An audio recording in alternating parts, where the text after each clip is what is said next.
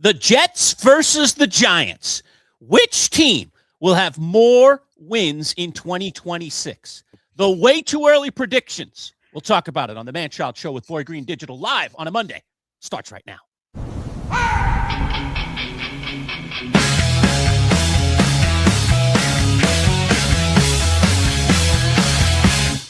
Let's go! It's time for the talk to you. Cause when it's ball, it's always coming to. And Boy Green is always on the scene. And we're gonna always bring to you live streaming. So get ready. Get ready, cause here they come. All right. Good morning, everybody. Happy Memorial Day. Manchild Show with Boy Green Digital at MC Show Digital. Don't forget to like the video on your way in and hit that thumbs up. And then also subscribe if you're not already a loyal subscriber. It's absolutely free. You go right there, youtube.com/at MC Show Digital. No holidays off for the crew here today. We are here on a holiday delivering content as we always do with our live Monday show. And we've got a lot of business to get out of the way today. But before we get started with all that, I just want to send out a heartfelt,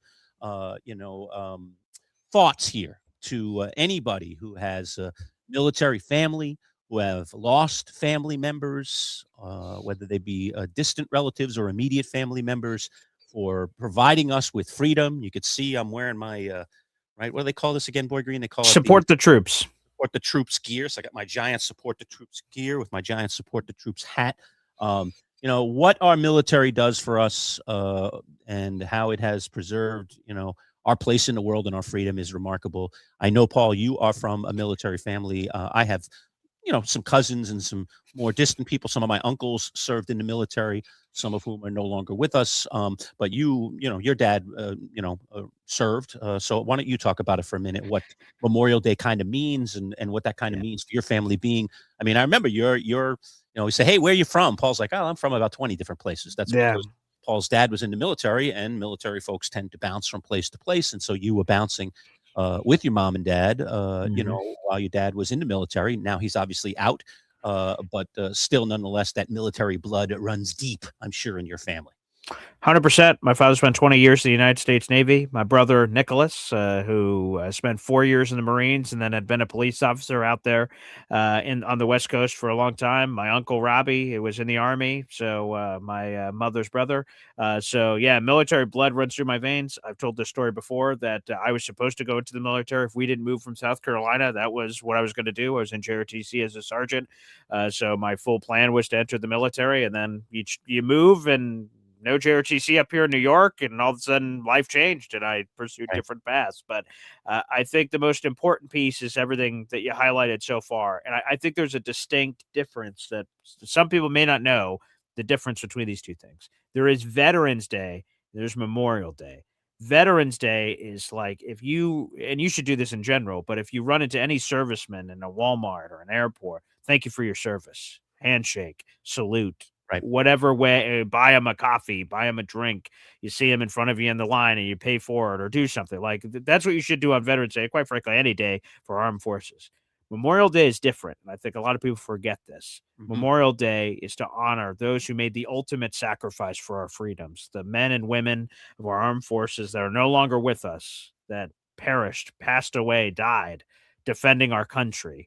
And these are the people we'll remember. We should remember them all the time, but specifically for this holiday, that's what it's about. It's to honor all those who served and who unfortunately are no longer with us. And the freedoms to do this show right now, this digital show or my Boy Green Daily show or anything in our lives, movies, TV, anything you choose to do with your life, it's all because of those sacrifices and the ultimate sacrifice that those men and women made. So please today, enjoy your time. I'm not trying to be a Debbie Downer. Enjoy your burgers. It's a somber day, right? And everybody's going to do their barbecue. But we have a way, as you know, in our country of commercializing everything, whether it's Christmas, whether it's Thanksgiving, or whether it's a somber day like this, Memorial Day, right? It doesn't mean, right, you have to,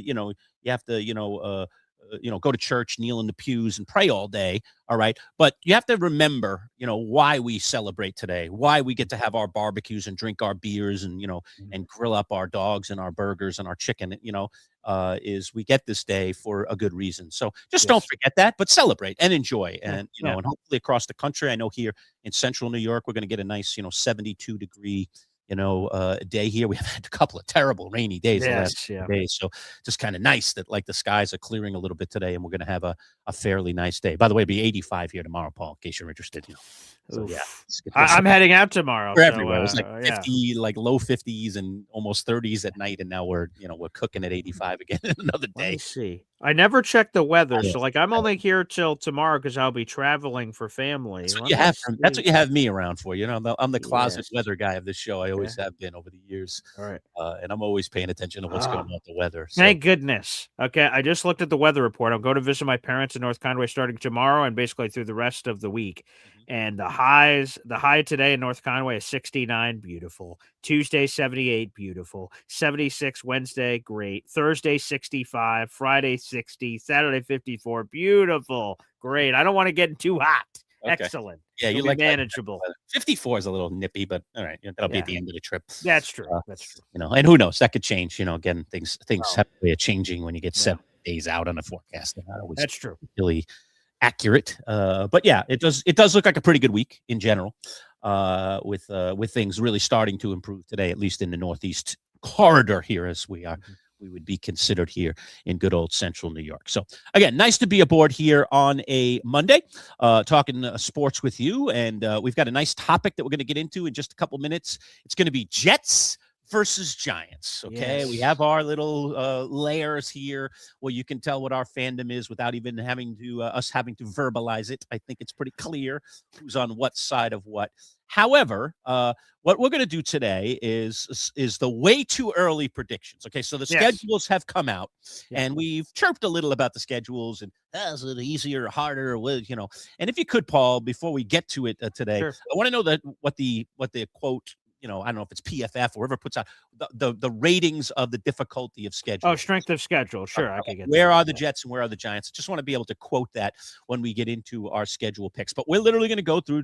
Paul's going to take the Jets. I'm going to take the Giants. He's going to make a way too early prediction on what the Jets are going to do this year, how many wins they're going to have and how many losses. I'm going to go through the schedule with the Giants game by game.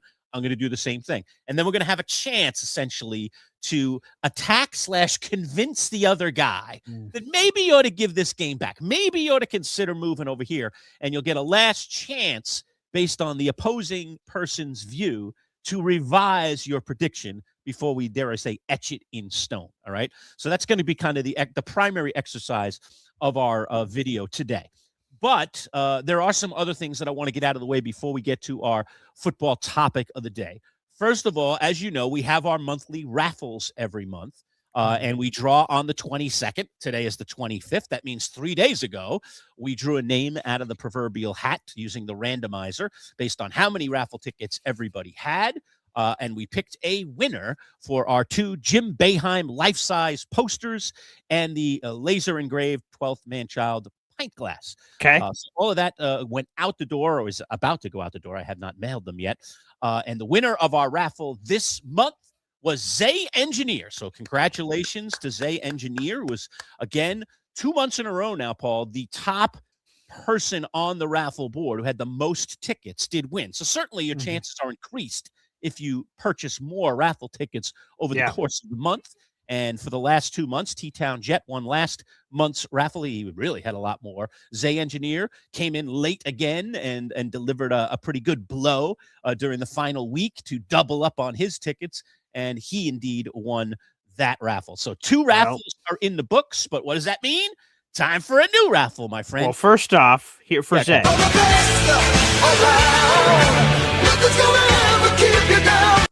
Nice. Can't beat it. There you go. Get some chimes and some all kinds of fun stuff. All right. So raffle winner decided for last month.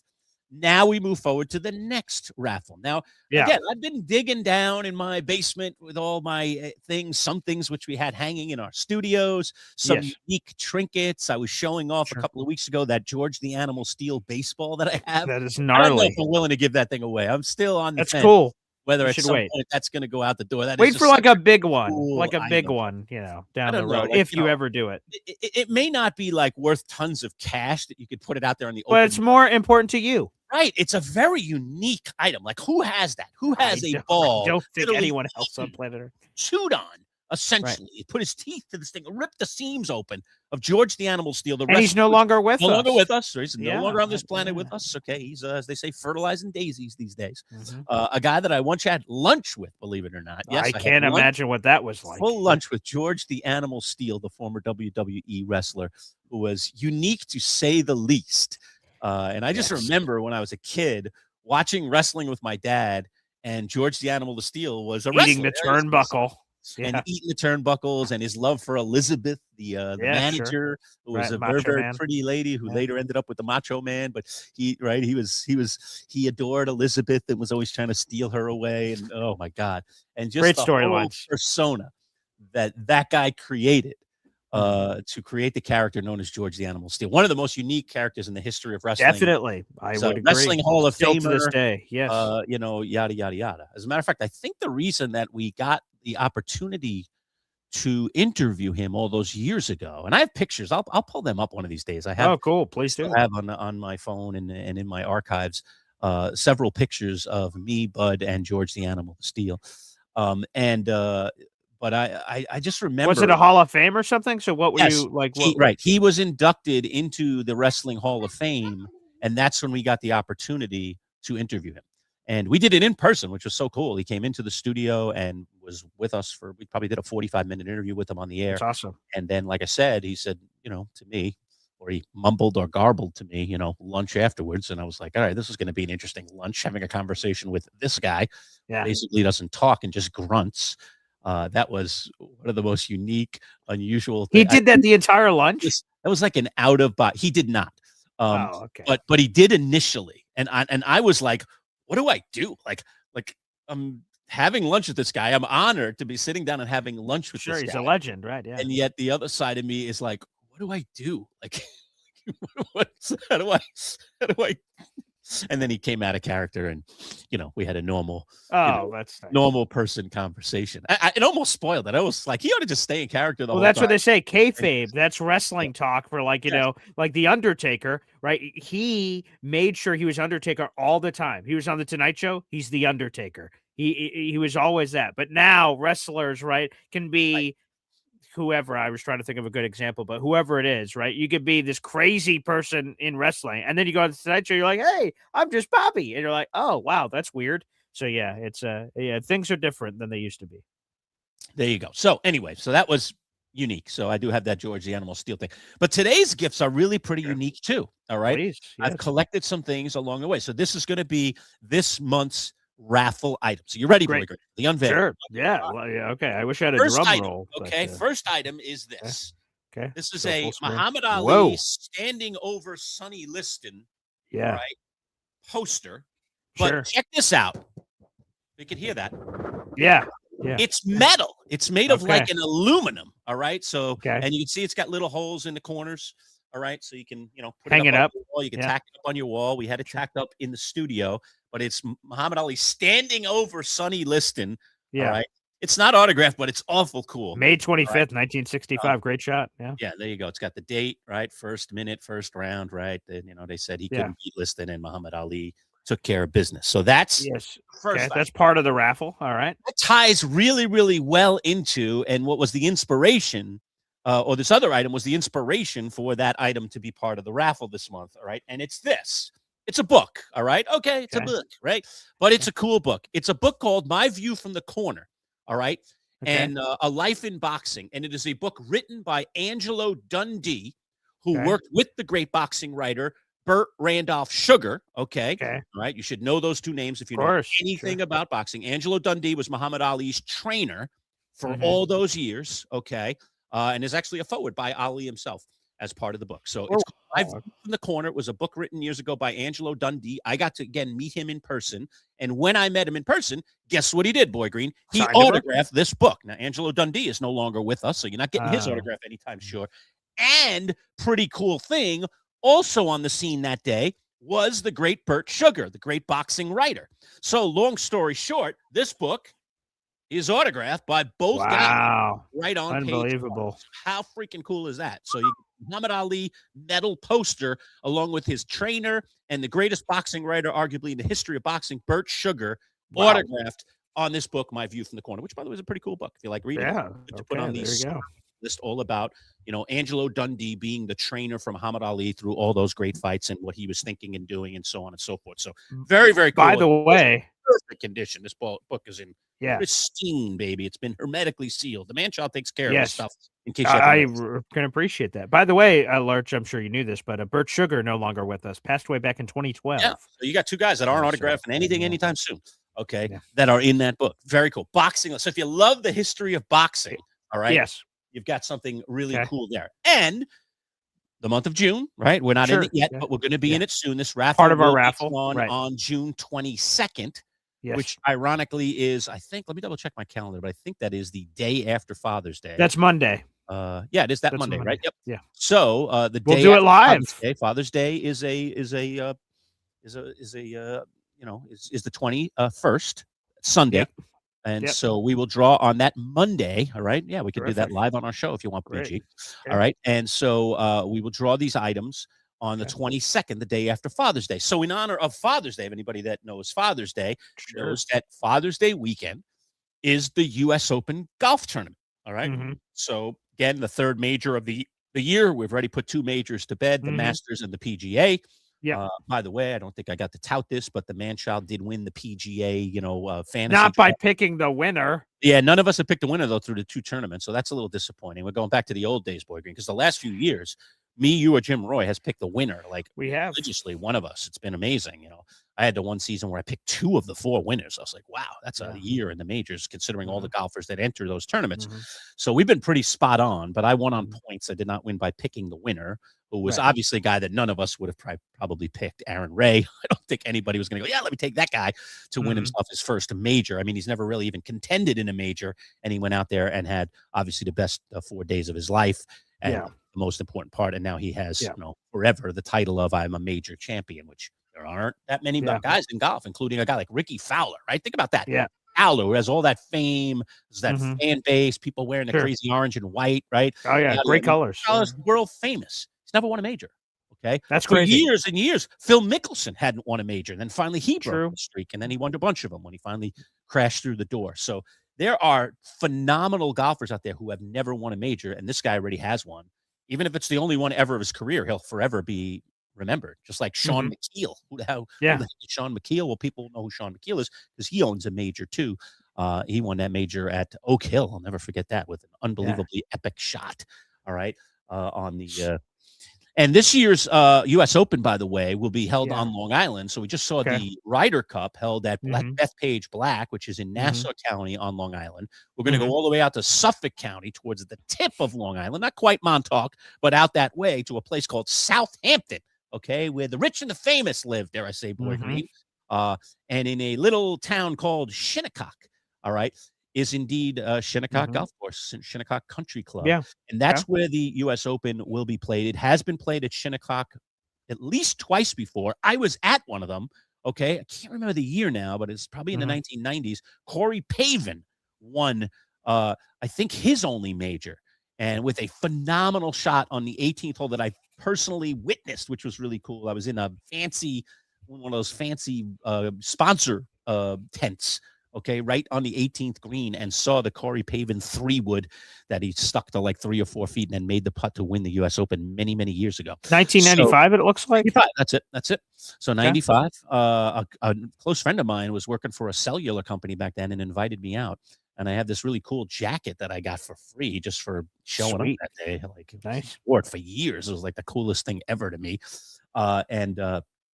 So anyway, So in honor of this golf, you're adding what to the raffle? So correct. And So back to Father's the Day raffle and here. golf, All right. yeah. 2 items will go in. All right. Okay. And again, from my personal connection, never worn before. This one still Okay. has the tags on it for crying out loud. Great. This wonderful Cleveland golf cap. Beautiful. Terrific. White Cleveland logo on the back, adjustable, fantastic. All right. Yeah. Okay. Beautiful. And if you don't like Cleveland and Titleist is your brand, how about a beautiful Titleist white hat with the Pro V1 Ooh. on the side? All right. The best ball in golf. All right. FootJoy on the other side. All right. Nice Titleist logo in the back. Very, very fancy, swanky, gorgeous white Oh, yeah. I would wear that. That looks One's a great. little more of a flat brimmy type, although I think you could curve this Titleist a bit. This That's one's a little probably more of true. the rounded brim. You could kind of shape that yourself. The So Titleist passes my brand hat. new. You know, I'm a hat snafu. Yeah, you would that like this one. passes. This is nice, and this has the mesh Looks back great. too, BJ. Oh, So this nice. has both the you got the Beautiful. mesh back and then the Nice solid front and back. Really That's nice. And it's a beautiful. beautiful looking hat. So Yes. got yourself a nice red shirt, man. Go to town. Yeah. With this Oh, one. that pop. I Two like it. super nice hats, never worn before, right out of my personal collection. All right. Wow. What a raffle prize. It's like a Father's Day, U.S. Open, throw in Yeah. some cool kind of stuff for anybody that loves Perfect. golf. All right. But you got the Muhammad Ali poster, the Angelo Dundee book, the 2 golf hats, and like I said, I'm throwing in another Manchild Boy Green laser engraved 12th MC pint glass, second one of these going out. Lurch, that's cool. So if someone was watching right now, whether live or after the fact, if they rewatch the show, how would one get a raffle ticket to potentially win these prizes on June 22nd? All right. Simple and easy. All right. First way great. is you do a super chat or super sticker. Every increment of $3, you get a raffle ticket. So you do one do a super chat Easy for enough. $3, you got a raffle ticket. You do for $6, you get 2 raffle tickets. $9, 3 raffle tickets. All right. Sure.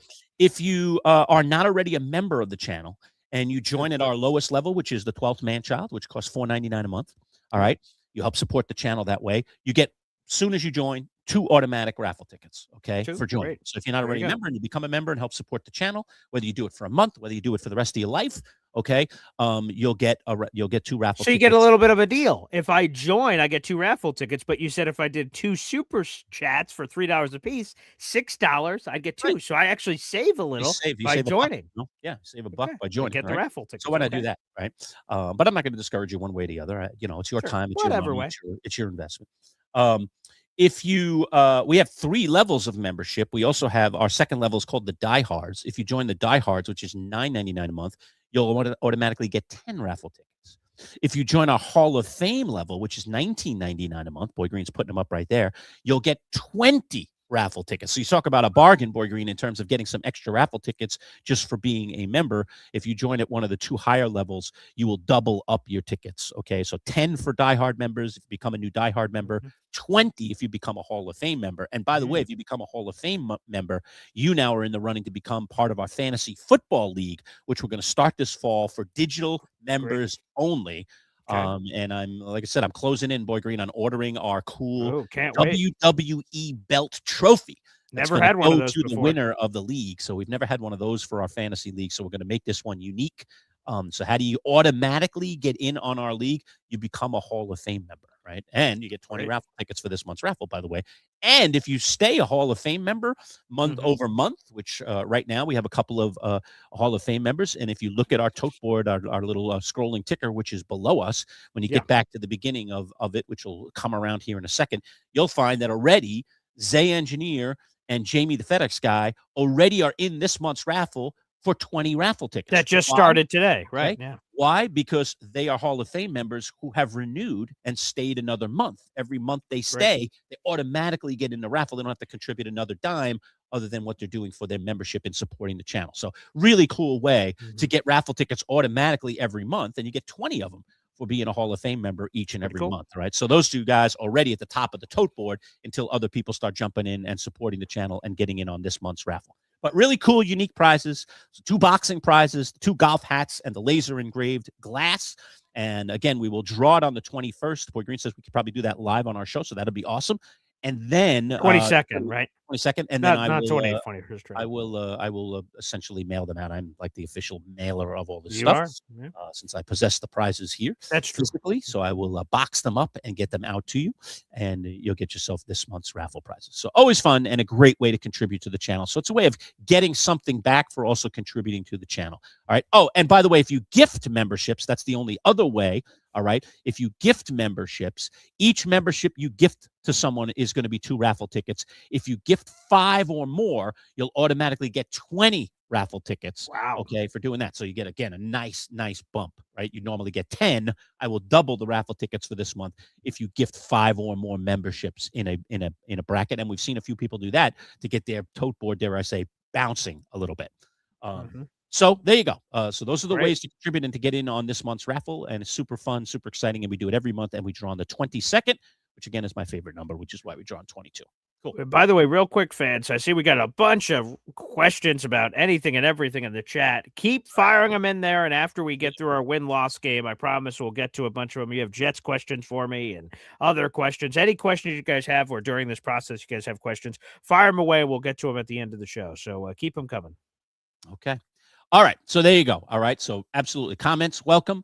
Super chats, welcome. New members, welcome. Get in the raffle. Get things started for us here as we enter now the month essentially of June, even though I know we're still in May. We'll be in June before you know it, which to me is always like the premier month, of the year. I don't know. There's something about June. I definitely don't feel that way. But I think I once went years ago, one of the few trips that I've made overseas to cool places, and I went to Paris in June. And I think there's like a little saying about Paris in June and what it's like. And it was by the way, gorgeous in Paris in June. So that was pretty cool. I would say Central New York in June oftentimes can arguably be the best month of the year. When it comes to the flowers are blooming now, Boy Green, the weather tends to stay a little more in that 70s, nice range. Maybe a pop an occasional 80. Maybe there'll be a couple of days in the 60s, but we do tend to be in that more moderate world a little bit. So, yeah, I like the month of June. I don't know. Just stands out. I'm an August birthday. I still like the month of June. Okay, so our task at hand today, Boy Green, is a good one. And by the way, I just want to point this out as well. Today we are presented by our friends at Northeast Roofing Professionals, nerpcny.com. Always good to, if you're looking for roofing repairs or if you want to replace your roof, to check in with our friends at Northeast Roofing.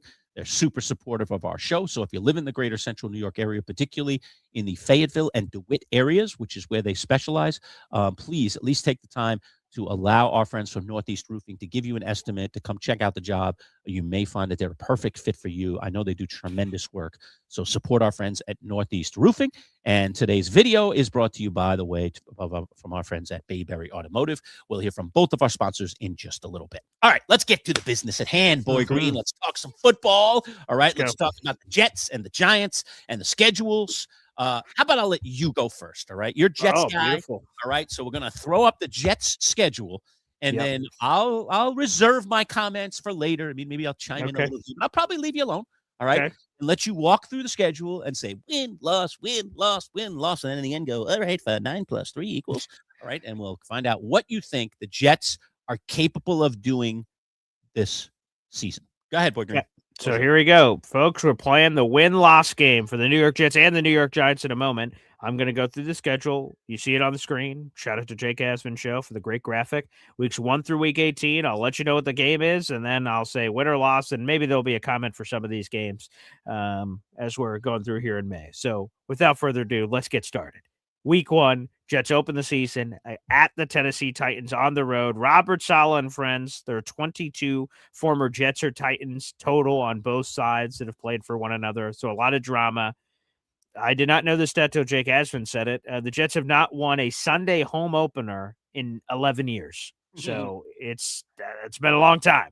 So I think the Jets need to set the tone. They can. The Titans won 3 games last year. The Jets won 3 games last year. They both stink. So it's a winnable game, and they win this game. And I will be there.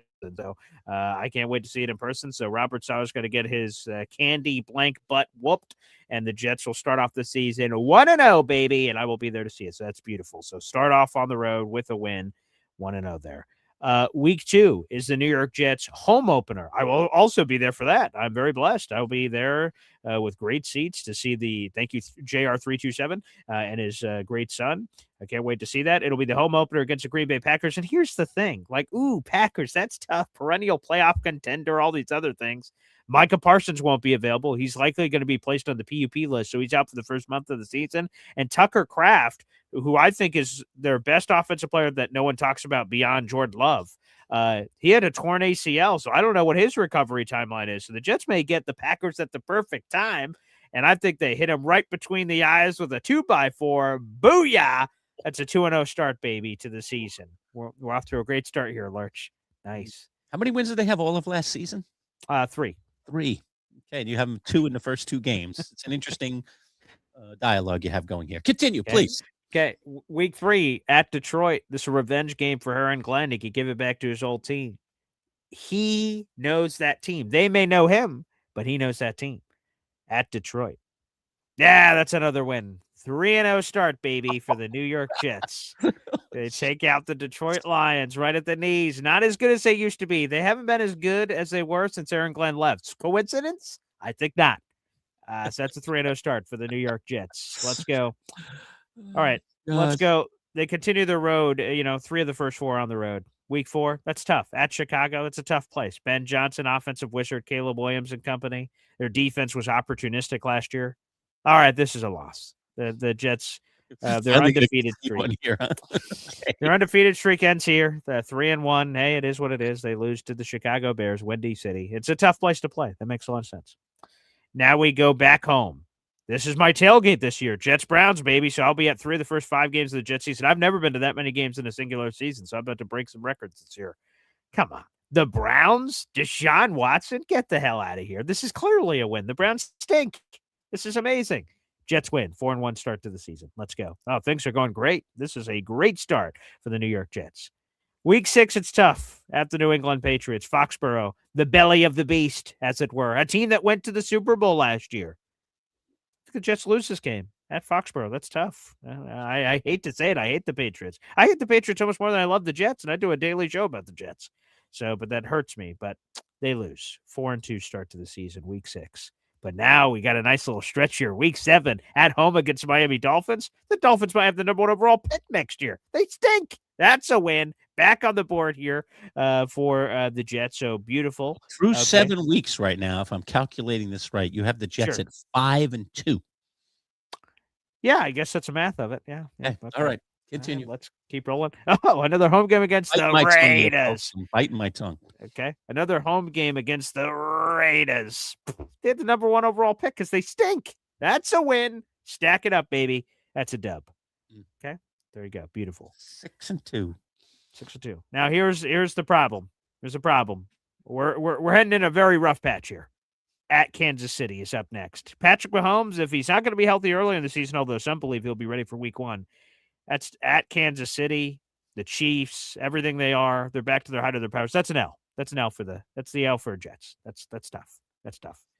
Now we come back home, week 10. Oh, thank goodness. Oh, we play 3 of the next 4 on the road. At least we have a home game in there. Who's it against? Oh, the Buffalo Bills. Oh, lovely. Thanks, schedule makers. Really appreciate that. Yeah, it's a loss for the Jets. The Bills crushed us last year in week 2 of last season, so not good. So again, just stop for a second. Through 10 weeks now. Yeah, 6-4 the Jets at this point. 6-4. Okay. Back-to-back losses at the Chiefs and then at home against the Bills. Okay, that's unfortunate. Week 11, a West Coast trip, East Coast, West Coast. Not good for the Jets. This is another loss. So this is their 3rd loss in a row. Chargers loss. It's tough. West Coast, Harbaugh, he's incredible out there. Herbie wants to be a dentist. Justin Herbert, he's a tough quarterback out there. They got a lot of pieces. SoFi Stadium, a beautiful palace. If I was going to a road game this year, which I am, Tennessee, I'd love to go to SoFi. That place looks beautiful. But that's a 3rd loss in a row for the Jets in week 11, unfortunately. That's an L. Then we get to week 12. Hey, baby, I missed you so much. Sweepski. We're checking out the Miami Dolphins. They stink. That's a sweep. No hope that Malik Willis is going to turn that thing around by week 12? Yeah, no. I think not. I think not. So, sorry. That's a win for the Jets. Great. Week 13, boy. The Jets have lost a lot of bye weeks over the years, but I think they win this one. I think they beat the bye week. They're healthy. It's the latest bye week they've ever had in their history. That's a win in the bye week. They're able to win that, Lurch. Do you agree with the win in the bye week? You feel good about that? Sure. I'll give him a win there. Okay, great. 7-5, and we're through 13 weeks, including the bye.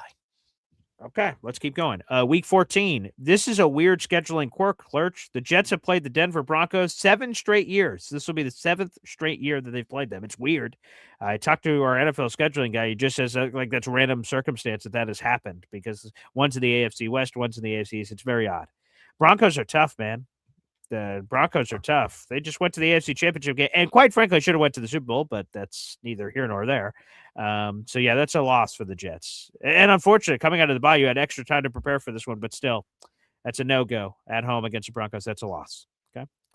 All right, now we go to Week 15 at Arizona. The friggin' Cardinals suck. I love Jeremiah Love, and so does Lou B, but the rest of that roster stinks. Mike LaFleur, Nathaniel Hackett. How do you hire Nathaniel Hackett as your offensive coordinator? Disgusting. Yeah. That's a win for the Jets. Love it. Yes. So 15 weeks in, 8-6 with a bye included.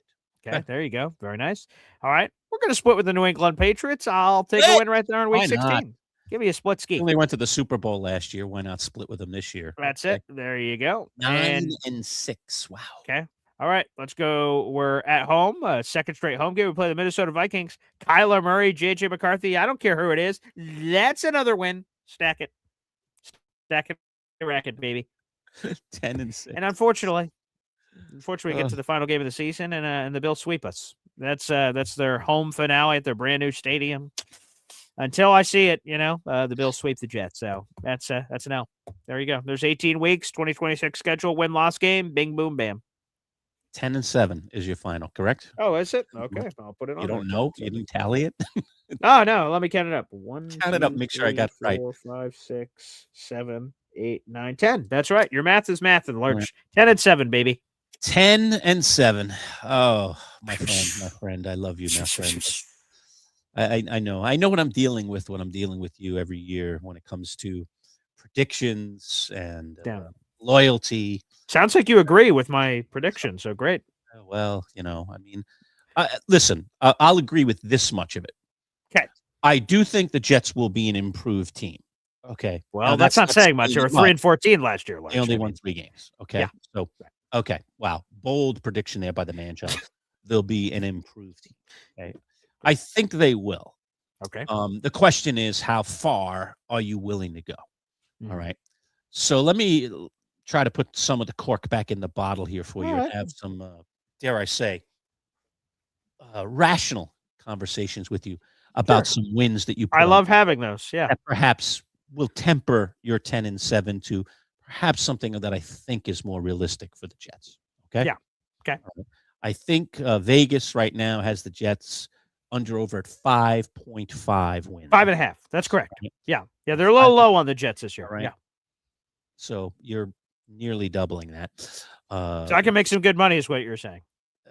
If you're right, I'm sure you could. Because all right. Great. A lot of people on the other side of those bets in some of those games. All right. Okay. Let me go back at you on a couple of games. See if I can maybe lay it on me. Dare I say? I know, folks. I'm fighting an impossible uphill battle with this guy. Okay. All right. Yeah. But just a couple of games. I'm not going to go attack you on every game. There are some places actually where I somewhat agree with you that the Jets have a more than reasonable chance of winning some of these games. Glad you agree. All right. So let's start with let's just start with the league first. Okay. Your own league. I always think a good place. Oh, my division. AFC right, East. Your division. Okay. Right. Okay. Yeah, your division. I'll do the same thing later when we go through the Giants schedule. Okay. All right. So what you're doing in the division. So 3 other teams in the division. All right. And the way that you have it mapped out is you're going to sweep the Dolphins. Correct. You're going to split with the New Patriots. England. And get swept by Buffalo. By the Bills. So in the end, you've predicted a 500 record. 3-3. In That's the league. Reasonable. That's not crazy. Yeah. I don't know if I agree with the way you broke it down.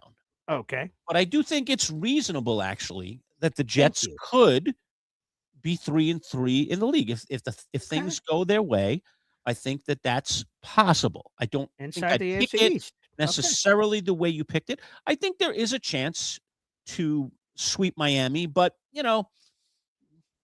aren't the Jets, all these records, but, isn't there, which team is it in the – I think it's Miami, right, where they, have been just brutally horrific on the road. Is it the Dolphins? Yes. Yeah, the Jets have not beaten the Dolphins since 2015 or something in Miami. It's insane, how it's bad been difficult it's been in Miami. Yeah. So, as bad as I think Miami could potentially be, and maybe by week 12 when they play them in Miami, maybe the Dolphins are already, on recoil so badly that they're maybe they are mailing it in and just thinking about getting, Manning or one of those top quarterbacks and calling it a day, although they've invested a lot of money in Malik Willis. So I think they're hoping they have that solved. So they're hoping that that's not going to be the case, but they could find themselves, a 1 or 2 win team 11 weeks into the season. And then they're like, well, what's the point of all this? Let's just put the rookies out there. And, October 4th, 2015 is the last time the Jets beat the Dolphins in Miami. Yeah, since 2015. So, so that means we're due. That's what that means. Perhaps it's a rather bold prediction, to say the least. Okay. We think the Bills are going to be really good again this year. Swept by Buffalo. That's a realistic thing to say. It's not unreasonable to say that. I do think New England will come down to earth a little bit this season. I really do. That's what I'm saying. I They agree. may on Yeah. paper be a better team than the Jets. I don't think there's any doubt about that based on wins and Right. losses. That would be, again, another stupid thing to have to say out loud. But, Yeah. I do think that a lot of times in the league, there's always chances to split. So, my prediction would be split with the Dolphins, split with the Patriots, get swept by the Bills. So 2-4 in the and AFC. I'd have them 2-4 instead of 3-3. Okay. Okay. That doesn't so sound like a Miami- massive gripe. It's not. So I think in Okay. the league, you are actually somewhat reasonable. Thank you. So I'm not going to hammer you for that. I appreciate that. But there are a couple of games on the schedule here which I am going to attack you a little bit on. Okay, here we go. So you got these 2 games early in the schedule. All right. You were willing to give away the Bears in week 4. Okay. I was. A place to play. They were pretty good last year. Yeah, But we've got to look at the Packers and the Lions. Okay. Particularly, let's go to week 3 in the Lions. I mean, you kind of just glossed over the idea of, we'll go to Detroit. We'll go beat those guys. Okay. I understand the Lions didn't even make the playoffs last year. Okay. They But, didn't. they still have a ton of talent. They're going to be very ornery early in the season because I think of the disappointment of last year. They still have a really nice roster. They still have a lot of talented players, and they are very good at home. That place is a tough place to play. It's a dome. It reverberates. It's just a crazy, tough place to play. Yeah. So I don't know. Like, what is it other than your eternal Jets optimism that is a rational argument for, hey, the Jets are going into Detroit in week 3 and we're going to kick some Lion butt? Because that one I got to pull off the board, or I got to at least try to get you off the ledge and at least come down and say, all right, okay, maybe I'm a little bit crazy. I'm a little bit seeing through green colored glasses here in predicting that the Jets just waltz into Detroit and go take out the Lions. Okay, so 2 things here. First off, I think if you look at the coordinator situation, since the Lions lost Ben Johnson, it's been a disaster. They hired John Morton to be the guy, and then halfway through, and my son's upset in the background. He's like, "Oh, geez, the Lions. Oh, gosh." He likes like, Lions. I understand. Apparently, Lions. he's roaring, which makes sense. Roar, Lions, all that. But like you look at it here. At offense coordinator, they have not been able to figure it out since Ben Johnson left. The offense does not look the same. So they hired John Morton to do it. He got fired halfway through the season, and Dan Campbell took over. So that's a mess. They have a new offensive coordinator in. They're trying to figure it all out. So that's a little jumbled. We're going to be in week 3 trying to figure that out. I think that's a net positive for the Jets. We go to They are bringing in 2 different coordinators. So that's right. There's always an adjustment period there. Well, the defensive coordinator is the same. It's Calvin Shepard. It is Shepard. He is an AG understudy. And, it's funny when you get these student master situations, Lurch. Maybe you can tell real life examples of this. But when the student gets a chance to be the master, right? The master goes away. He either leaves permanently or he temporarily fills in. The student's like, oh, I've got the answers. And I know all these things the master used to do that I'm going to do different. And Calvin Shepard attempted to do a lot of crazy stuff that AG didn't do. And a lot of that flopped for the Lions last year. They had a lot of issues. And to me, Calvin Shepard's still learning on the job. If I'm like saying, okay, who wins that? Because sometimes you see that we were talking about boxing earlier, alerts the prizes for Muhammad Ali. You'll see the tail of the tape, and they'll show Muhammad Ali standing on this imaginary graphic, and then whoever he's fighting. Let's look at age. Let's look at arm length. Let's look at wingspan. Let's look at record. Let's look at knockouts. Let's look at all these things. If I line up AG and Calvin Shepard next to each other, AG, I trust a lot more calling defense. I do Calvin Shepard. He's a former player, of course, and there's some level of respect there, but he has a very small sample size, and the sample size he showed stunk. So I think the defense is a massive question mark. Aiden Hutchinson, what's he going to be able to bring? What's a whole team going to be able to bring? So I have massive question marks about their defense. Their offense isn't Ben Johnson anymore. So I don't think the Lions are as scary. Going into the Lions' den, pun intended here, I don't think it's as scary as it used to be 3 or 4 years ago when they were in the NFC Championship game. I don't think it's your grandpa's Lions. That's what I'm saying. CBW jumping in with various comments, but I'll throw this one up from him. Thank you for your comment, CBW. Isn't the Jets D coordinator learning on the job? Well, the one I actually wanted was the one before that. I'm sorry, I put up the wrong one. Don't the Jets have a new coordinator also to adjust? So you picked apart the Lions a little bit. They've got to make an adjustment. What about the Jets? Don't they have to make an adjustment? Good argument here's there. The thing. I think most people would say that the Jets coming off a 3-14 year are a massive question mark. Obviously, Vegas thinks so. They're 5.5 wins.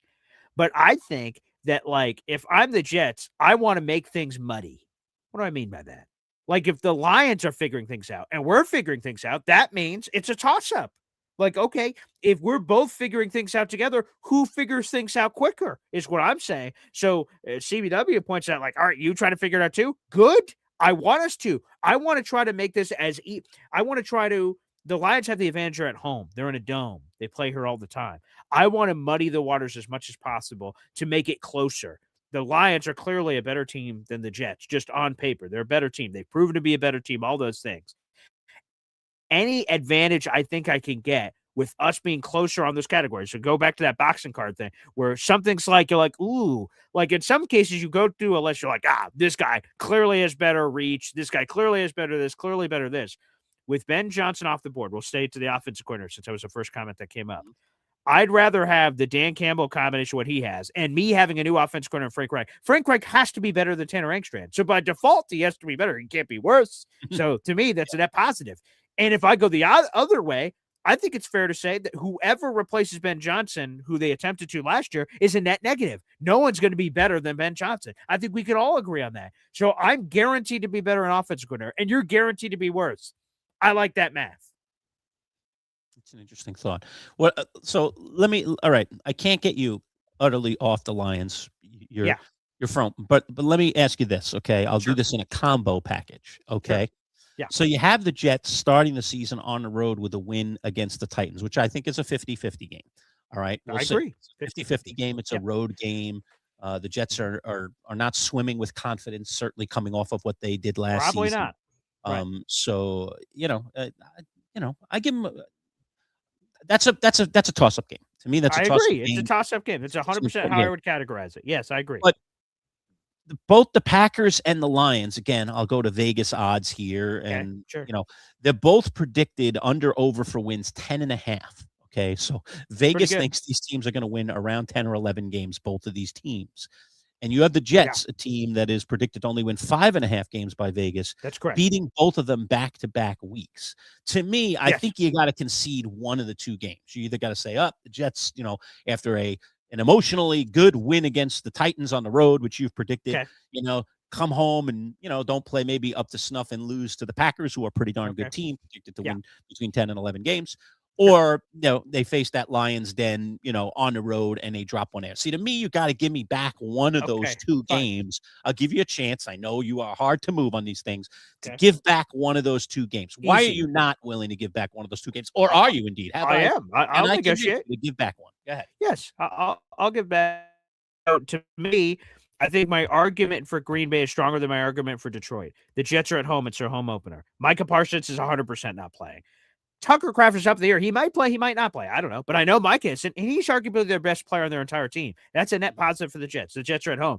Green Bay, if you look at their history with Jordan Love, which is, and that's fair to categorize it in his era, they've showed up and just not played weeks. They lost to Cleveland in Cleveland.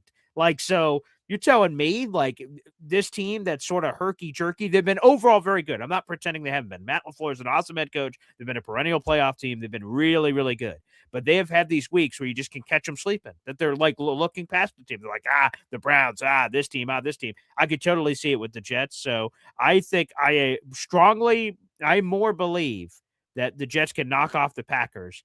And it's a more difficult challenge to convince people that they could go into Detroit, go into the Lions den and beat the Lions. So I will flip week 3 and I'll turn that into a loss. So now we're to 9-8. That's you to 9-8. I've talked you off the ledge. To be honest with you, other things, I can see them. I can squint hard enough and see them. There's one other game we need to go back to. All right, go ahead. And I think we'll get this to a more realistic 8-9 if I can convince you. Okay. And that is that week 17 game against the Vikings. Okay. Oh, come on. The Vikings were a pretty good team last year. The year before, I should say, right? Right, 14-3. Years ago. And then they just had all the quarterback problems, last year. Oh, that was a disaster. It really made them slip. And, but I mean, come on. We both have talked a lot about Kevin O'Connell over the last few years. I mean, do you think he's lost the magic? I mean, I think that would have been crazy to even think about firing that guy. I think he's a terrific coach. He has proven to be a pretty good quarterback whisperer, and he's got a reclamation project here. There's no question that Kyler Murray is a reclamation project. Yes. He's not Aaron Rodgers. He's not 42. No. barely able to move, 27 or something. and the 28. hope Yeah, he's is if still we can young. keep him out of trouble and he doesn't pull another hammy, that somehow we can win another 9-10 games, which is, I imagine, what the stupid Steelers are thinking this year. But this guy has a way. Mm-hmm. He's got 2 swings here at the Pinata. He has a chance to rebuild the confidence of JJ McCarthy and make him viable again. There were so many people coming out of that draft when they drafted McCarthy thinking that he could be the guy. They gave him the full year to sit back and watch, but it didn't go well. And I don't know. I really don't know if McCarthy is going to prove to be a starting quarterback in the NFL. But Murray is a guy, even though, he played in a terrible organization. He had really a lot of bad pieces around him. I know he got Harrison there towards the end, but he just had a lot of bad pieces around him. Sure. They've never had a good offensive line in front of him. They've never had a good defense to keep him off the field. Arizona has been a cautionary tale in recent years. So to me, he comes into an organization that has like 3 really good receivers, of viable tight ends. The offensive line is going to be far more competent, and the Vikings can actually play defense. Like, to me, one of those 2 guys, Murray or the reclamation project of Murray or the rebuild and the confidence of McCarthy, one of these 2 guys, I think, turns into a reasonable quarterback this year. I don't know. Want to take a quick look? What's the under-over for wins for the Vikings? I have no idea what it is. Okay, sure. Yeah. All right. But to me, if just one of those 2 things happen, and I think with Kevin O'Connell making the calls and being what he is as a coach, and in particular as a builder of quarterbacks, that this Vikings 8.5. 8.5. I'm surprised. I thought it'd be more like 9.5. So I'm a little surprised that it's 8.5. I think the Vikings are gonna threaten to win 10 games this year, and I just think that one. I know it's at MetLife, but I think that's a tough one. And by the way, it's bookended around the Patriots, at home, and the Bills, the Jets to get a win against. Okay, yes, and then on the road at the Bills, which I don't give them much of a chance to win against unless there's devastating injuries by then. Right. So So here's my thing on Minnesota. Win against the Patriots in Week 16 and have them split that series, which you're having them do. Then how do they, go back to back here and beat what I think is a very competent Vikings team, which regardless of what'd you say, it was 8.5? 8.5, yes. So they're expecting that team to be about a 500 team. I think they're going to be better than a 500 team. I think one of those 2 quarterbacks is going to figure something out, and they're going to be a respectable team this year, an above 500 team for sure, and maybe even a 10 or an 11 win team this season. So I just think more highly of the Vikings. So I'm not, I don't want to try to convince you off the ledge of the Patriots, because I think the Jets could split with the Patriots, and I do think the Patriots will take a step back, but I just can't give you both the Patriots and the Vikings. Have I convinced you or not? You're going to stay at 9-8, or are you willing to come down to the only other place I want to move you, which is from 9-8 to 8-9, which to me is a really good improvement for the Jets, considering that they only won 3 games last year. They haven't won 8 or more games in 11 years, so that would be massive. You understand what you're putting on the table. I know you're always going to be a glasses half full guy, but I'm just trying to get you a little more in the realm of this is more realistic versus this is what you hope to happen. Right. I understand. I would say, first off, I am a massive Kevin O'Connell fan. I think he's a wonderful coach. The only win that's ever been taken out of my sails on, that surprised me, on Kevin O'Connell, is he handpicked J.J. McCarthy. Bo Nix was on the board, who, by the way, looks like a sterling quarterback for Denver. Kevin O'Connell's supposed to have forgotten more offense than most of us ever know. He selected J.J. McCarthy, and he was wrong. He's this offensive wizard. He's this former quarterback. He's the one who has the Midas touch. The perfect situation. They play in a friggin' dome. He has Justin Jefferson to throw to, and J.J. McCarthy hasn't been able to figure it out. They have Jordan Addison, who's a talented receiver, T.J. Hockenson, Aaron Jones, and now they've added Jawan Jennings as a 3rd wide receiver. Man, that's a thing that's only taken, wow. How did you get that wrong, Kevin? Anyone could get anything wrong, I guess, but your quarterback is supposed to be your specialty. And you somehow screwed it up. So that's the only thing that takes a little wind out of my sails on whatever the hell is going on there in Minnesota. But no, you're right. There's a lot to like about Minnesota. But I would say a dome team coming to the lovely weather confines in late December, early January against the Jets is pro advantage for the Jets. Kyler Murray, is he even healthy? He's had a lot of durability concerns over that time. Yep. So is it Kyler wins the job and then JJ Yeah. sort of cleans up and gets shoved out there? And if so, JJ McCarthy, even when he was at the height of his powers at Michigan, they won a national championship game. They won in spite of him. He just had to make key plays at key moments. He didn't wow anyone with crazy numbers. So he's the one I'm supposed to fear. Oh boy, JJ McCarthy or a half-broken Kyler Murray is coming into town. Oh geez. Oh, what am I gonna do? So, if you pushed hard enough, I'm like, fine, since we're getting me another one here, and then you push me to 8-9, 8-9's fine. Right. But give me back one, either the Patriots or the Vikings, and then I'm willing to settle on an 8-9 Jets. But I want 9-8. I want above 500. I know you do. Everybody does. You want to get back to respectability. So do I. But if I have to pick one, I'm giving you back Minnesota. I want to beat New England. One of those two. And I like that. I like that. I like that. I like that you're arguing that way. All right. So after the dust has settled here, Boy Green, who originally predicted the Jets at 10-7, will push back and give the Manchild back 2 wins and have his team finish the season at 8-9. Very respectable turnaround. Yes. Now, yes, that's a very respectable turnaround. I just want to say one thing before we go to Giants, because I see Jim CBW is lighting up our comments, which, by the way, we appreciate. We want comments being lit up. However, I see all these statistics. He's like, hey, do you see all this stuff, man? Did you know that the Green Bay is a 6.5-point favorite against the Jets? Did you know that the Jets are a 9.5-point dog against the Detroit Lions or 8.5 against Chicago? Hey, Jimmy, old CBW, old 4450. I've got a little stat for you. I hope you enjoy this. Did you know this? How about this? I don't even know if Lurch will know this. Let me ask you this, Lurch. Let's play a quick game of trivia. Okay. Through the first 13 games of last season, what do you think the Jets' record was against the spread? Through 13 games last year, first 13 games of the year, what do you think their record was against the spread? Just guess. I have no idea. Okay. I mean, you're asking me this question for a reason, but I'm going to try not to let you asking me the question taint what my answer should be. Okay. First 13 games against the spread. Yeah, for the Jets last year. I'm going to say the Jets were 13 games. I'm going to say 6-7. Okay. The Jets were 9-4 against the spread through the first 13 games of last season. And again, through the final 5 games that were remaining after that, or whatever the math is, whatever the remaining games were on that, the Jets got blown out, got their teeth kicked down their throat. The Jets rolled over and died. But so Jim, old CBW over here, is trying to feed me all these spreads. Look at the spread. Aaron Glenn had these teams ready. Now, he did stupid stuff in key moments, but he had them ready to go. He lost the games. He started 0-7. That is on his ledger forever.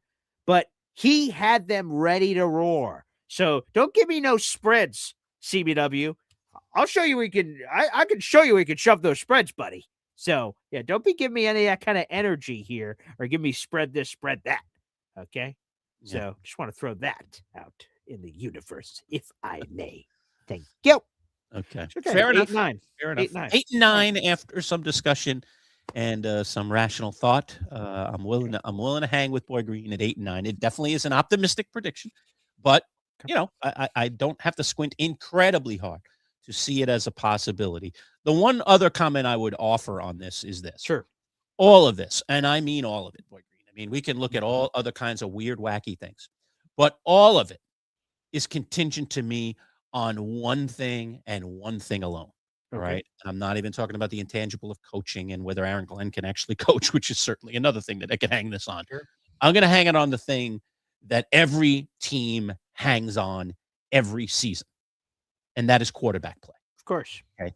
So the real question here for any Jet fan out there, okay, is simple.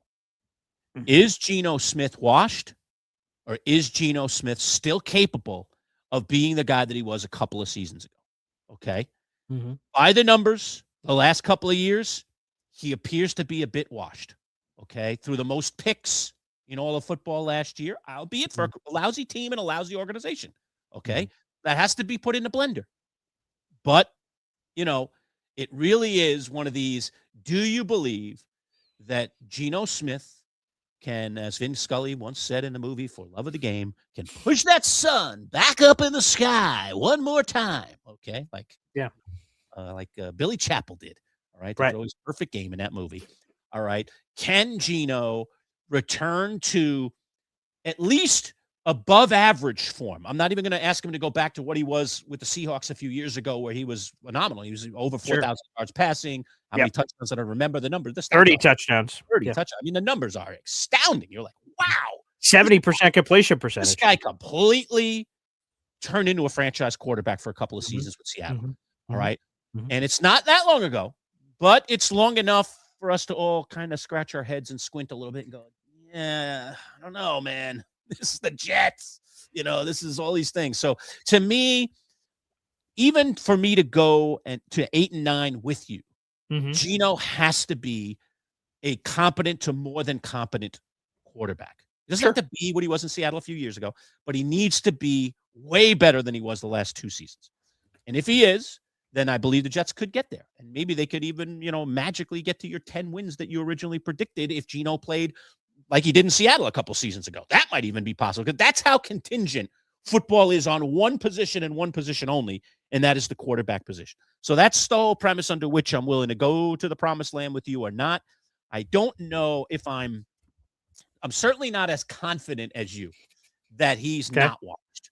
All right. Okay. But, I'm willing to say, boy, the situations that he was in the last couple of years, they probably weren't indicative of where he was still at, and I do have, dare I say, a little bit of faith in the Jets offensive line, which I think is one of the better lines in football. And I think that really matters to a quarterback, that the Jets have a competent running game, and in particular, a very competent running back, and that they've done their due diligence here in the draft to add some real pieces to both the offensive and defensive side of the ball to give them a better chance of succeeding this season. So I'm willing to put all those things in the blender too, to give myself the vision to see that if Geno can be competent to more than competent, okay, that the Jets could get to 8, 9, or dare I say even 10 wins. But it's a lot. It's a lot to put on that. That's all I'm going to say. So, Lurch, okay, you've now reached, I don't know how often this happens in life, a triple fork in the road, okay? There's road 1, road 2, and road 3. I'm going to explain what each of the roads are. You tell me what is the most likely road that's about to transpire here with Geno Smith. Fine. Geno Smith, since coming back from the depths of hell as a journeyman backup quarterback, has been a full-time starter over the last 4 seasons. Prior to that, he was lost in backup quarterback land, and prior to that, he was with the Jets. Okay, so 4 seasons. Okay, there's the Seattle version where he was a starter for 3 years. His numbers during that 3 years in Seattle, he was a top 10 quarterback in every major statistical category. That's touchdowns, completion percentage, passing yards, wins, even like all of them. He was terrific. Top 10 quarterback in Seattle. Okay, so that's one road you could choose to go down. Is he that player? Is that who he is? Road number 2, Las Vegas. Last year, Geno Smith led the league in picks. It was the most sacked quarterback in football, and obviously he was terrible. He was the starting quarterback for the team that had the number 1 overall pick. Not good. Not good at all. Although his completion percentage was pretty good. I think I have that in front of me here. So shout out to him. He had 67% completion percentage last year. That number's actually pretty good. So good. No matter what, he's been a highly accurate. That's the one good thing about all 4 of these years. He's been a highly accurate quarterback. So that he has no matter what, of the good or bad or ugly. Okay. Is he the Raiders quarterback? He's fallen off a cliff. He's 35. Did all the magic just run out? Or path number 3, somewhere in the middle. He's not quite Seahawks, but he's not clearly as bad as he was in Raiders land. You have 3 forks in the road, Lurch. You tell me what's most likely. Is he that Seattle guy, which, again, he's been 3 of the last 4 years, so it says it's happened more often than not. The Raiders year, which is our most recent example, where he was terrible, or a third path where it's some mixed combination of both, a little bit of A, a little bit of B. What do you believe is the truth? I think that C is the truth, Okay. I think that Frank Reich will help him. Yeah. I think that offensive line will help him. I think that running game will help him. And I don't think he's as bad as he was at the Raiders last year. To me, that was like, whoa, man, what happened to this guy? But when you took a closer look at it, it's just like, yeah, okay. There's a lot of dysfunction over there. It really was. And but part of this too, Boy Green, is also buying into the premise here that the Jets, who were completely and utterly dysfunctional last year, aren't dysfunctional, because it isn't unrealistic to, dare I say, draft a drawing here, that the Jets could be just as incompetent as the Raiders were last year in terms of their leadership and everything else, and that Gino's back in the same cauldron, just with a different jersey on his back this year than he was last year. It's not that far to go down that road, but I'm not going to. I just, you and I both, at the end of last season, as disappointed as we both were in Aaron Glenn's performance, felt like he's not that bad. He's right. He's not the guy that everyone says, oh, he has to clearly be fired. I didn't see that.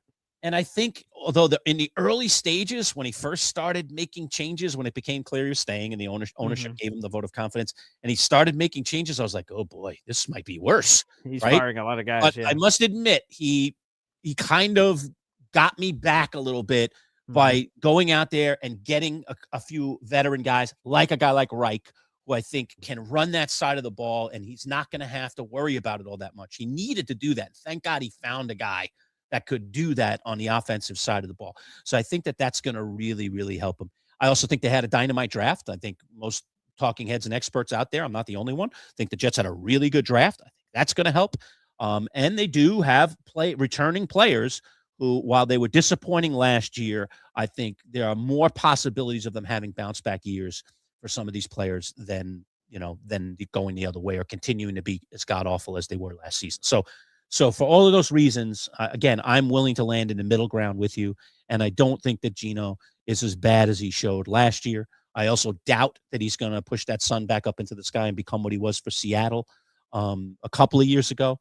But I do think he could be somewhere reasonably in the middle. And that should, if their defense plays reasonably well, that should get them to 8-ish wins. I think it's more than possible that they get there. They don't have a brutal schedule. I mean, put it back up there for a second. I mean, come on, man. I mean, Lurch, you want me to get you this before the show? Let me give it to you, right? Strength of schedule. Yes. What is it for the Jets? Where the Jets rank in terms of strength of schedule?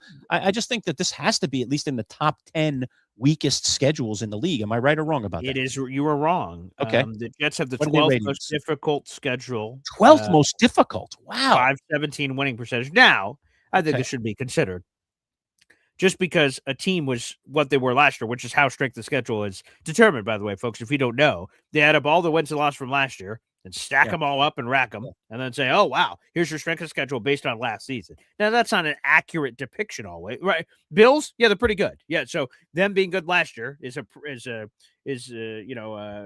indicator that they're really good this year. But not every team is like that. Some teams are really good last year and they fall off a cliff. But yes, the Jets are 12th in strength of schedule. Okay. All right. 12th most difficult. I guess. I mean, look, they got Broncos, they got the Vikings, they got the Chiefs. I'm looking at the NFC North, obviously. Right, some of those Packers, games. They got the Bears, they got the Lions, they got the Packers. The entire division was above 500 last year. I think a closer look. I should have looked a little more closely. It's closer look. The reason I guess I just jumped to that conclusion is because I see some eminently winnable games on this schedule. Titans, Browns, Dolphins. That's 4. Raiders 5. Cardinals. And Cardinals. That's 6 games where I'm like, come on. You play your A game. You're not even thinking. You just said those off the top of your head. Right. So without any thinking. So that's why when I looked at it at first, but then some of those other games are tough. They've got the Chiefs, they've got the Lions both on the road. That's not easy. They're in a division where 2 of the teams are predicted to do very well in both the Bills and the Patriots. So you have that to deal with. Can you get to 3-3, which I think is doable, but they're going to have to work for it, or is it going to be more like what I said, more like a 2-4? And look at those 3 quarterbacks in a row: Patrick Mahomes, Josh Allen, Justin Herbert, back to back to back, and 2 of those 3 are on the road. That's difficult. So and we'll see what the Chargers are. I mean, I thought you could have made a stronger argument for winning at the Chargers, because I don't know. There's just something about the Chargers that I don't know, man. They're just not, to me, they're not what they should be. In terms of their level of difficulty, I don't know. Like they should be. They haven't won a playoff game. Yeah. They have not won a playoff game. So that to me is a game that if I'm going to pick one to try and get my team over to the winning side, I might be willing to say. I know it's a road game. Come on, man. The Chargers are eminently pickable here. Anyway, okay. Well, before we move on, the only thing I want to say here, Lurch, is I just gave you that made up thing I just made up. Like, oh, what 3 paths could he be? Seahawks version, Raiders version, or some mix in between? If you listen to Gino on his first conference call with the media after getting traded, he said the Jets are getting a better version than what Seattle got. And I'm like, ooh wee, a better version. I saw his Seattle numbers. If there's a better version, that's great. So we can only hope that Gino was right there. So beautiful. So all right, there you go. Lurch played the game. I start off at 10-7. You beat me down to 8-9. Hey. Let's see your New York Giants now as you All play right. the Oh, not yet. win-loss Don't game. put it on the screen No, yet. Before we switch gears here, Okay. I want to thank our friends at Northeast Roofing Of Professionals, course. nerpcny.com, and also our sponsor of today's live show, our friends at Bayberry Automotive. All right. So we will take a quick break and we return, and then indeed I will do the same exercise. Then you will have the opportunity to get me off the ledge if I need to be taken off the ledge, or maybe you want to raise me up, Boy Green. I don't know, depending on which way I go. Am I going to be the eternal optimist or the eternal pessimist or somewhere in the middle?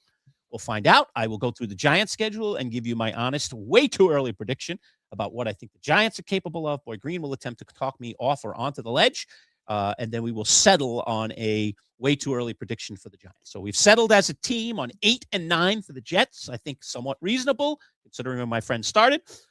Let's see what we can do for the Giants. Are the Giants going to be reasonable or unreasonable this season? So we'll do that when we return. All right, quick break from our sponsors, and then we're back. More of the Manchild Show with Boy Green Digital. Don't forget to pop that like button, and if you're not already a subscriber, please do so. We'll be right back. Integrity is a word that some people just throw around in life. But at Bayberry Automotive, integrity is everything. Integrity of their mechanics, who are all experienced and certified. Integrity in the work they perform, with nothing but 5-star reviews from satisfied customers on Google. Integrity that goes along with family, a family-run business that treats you like one of their own. Integrity in everything.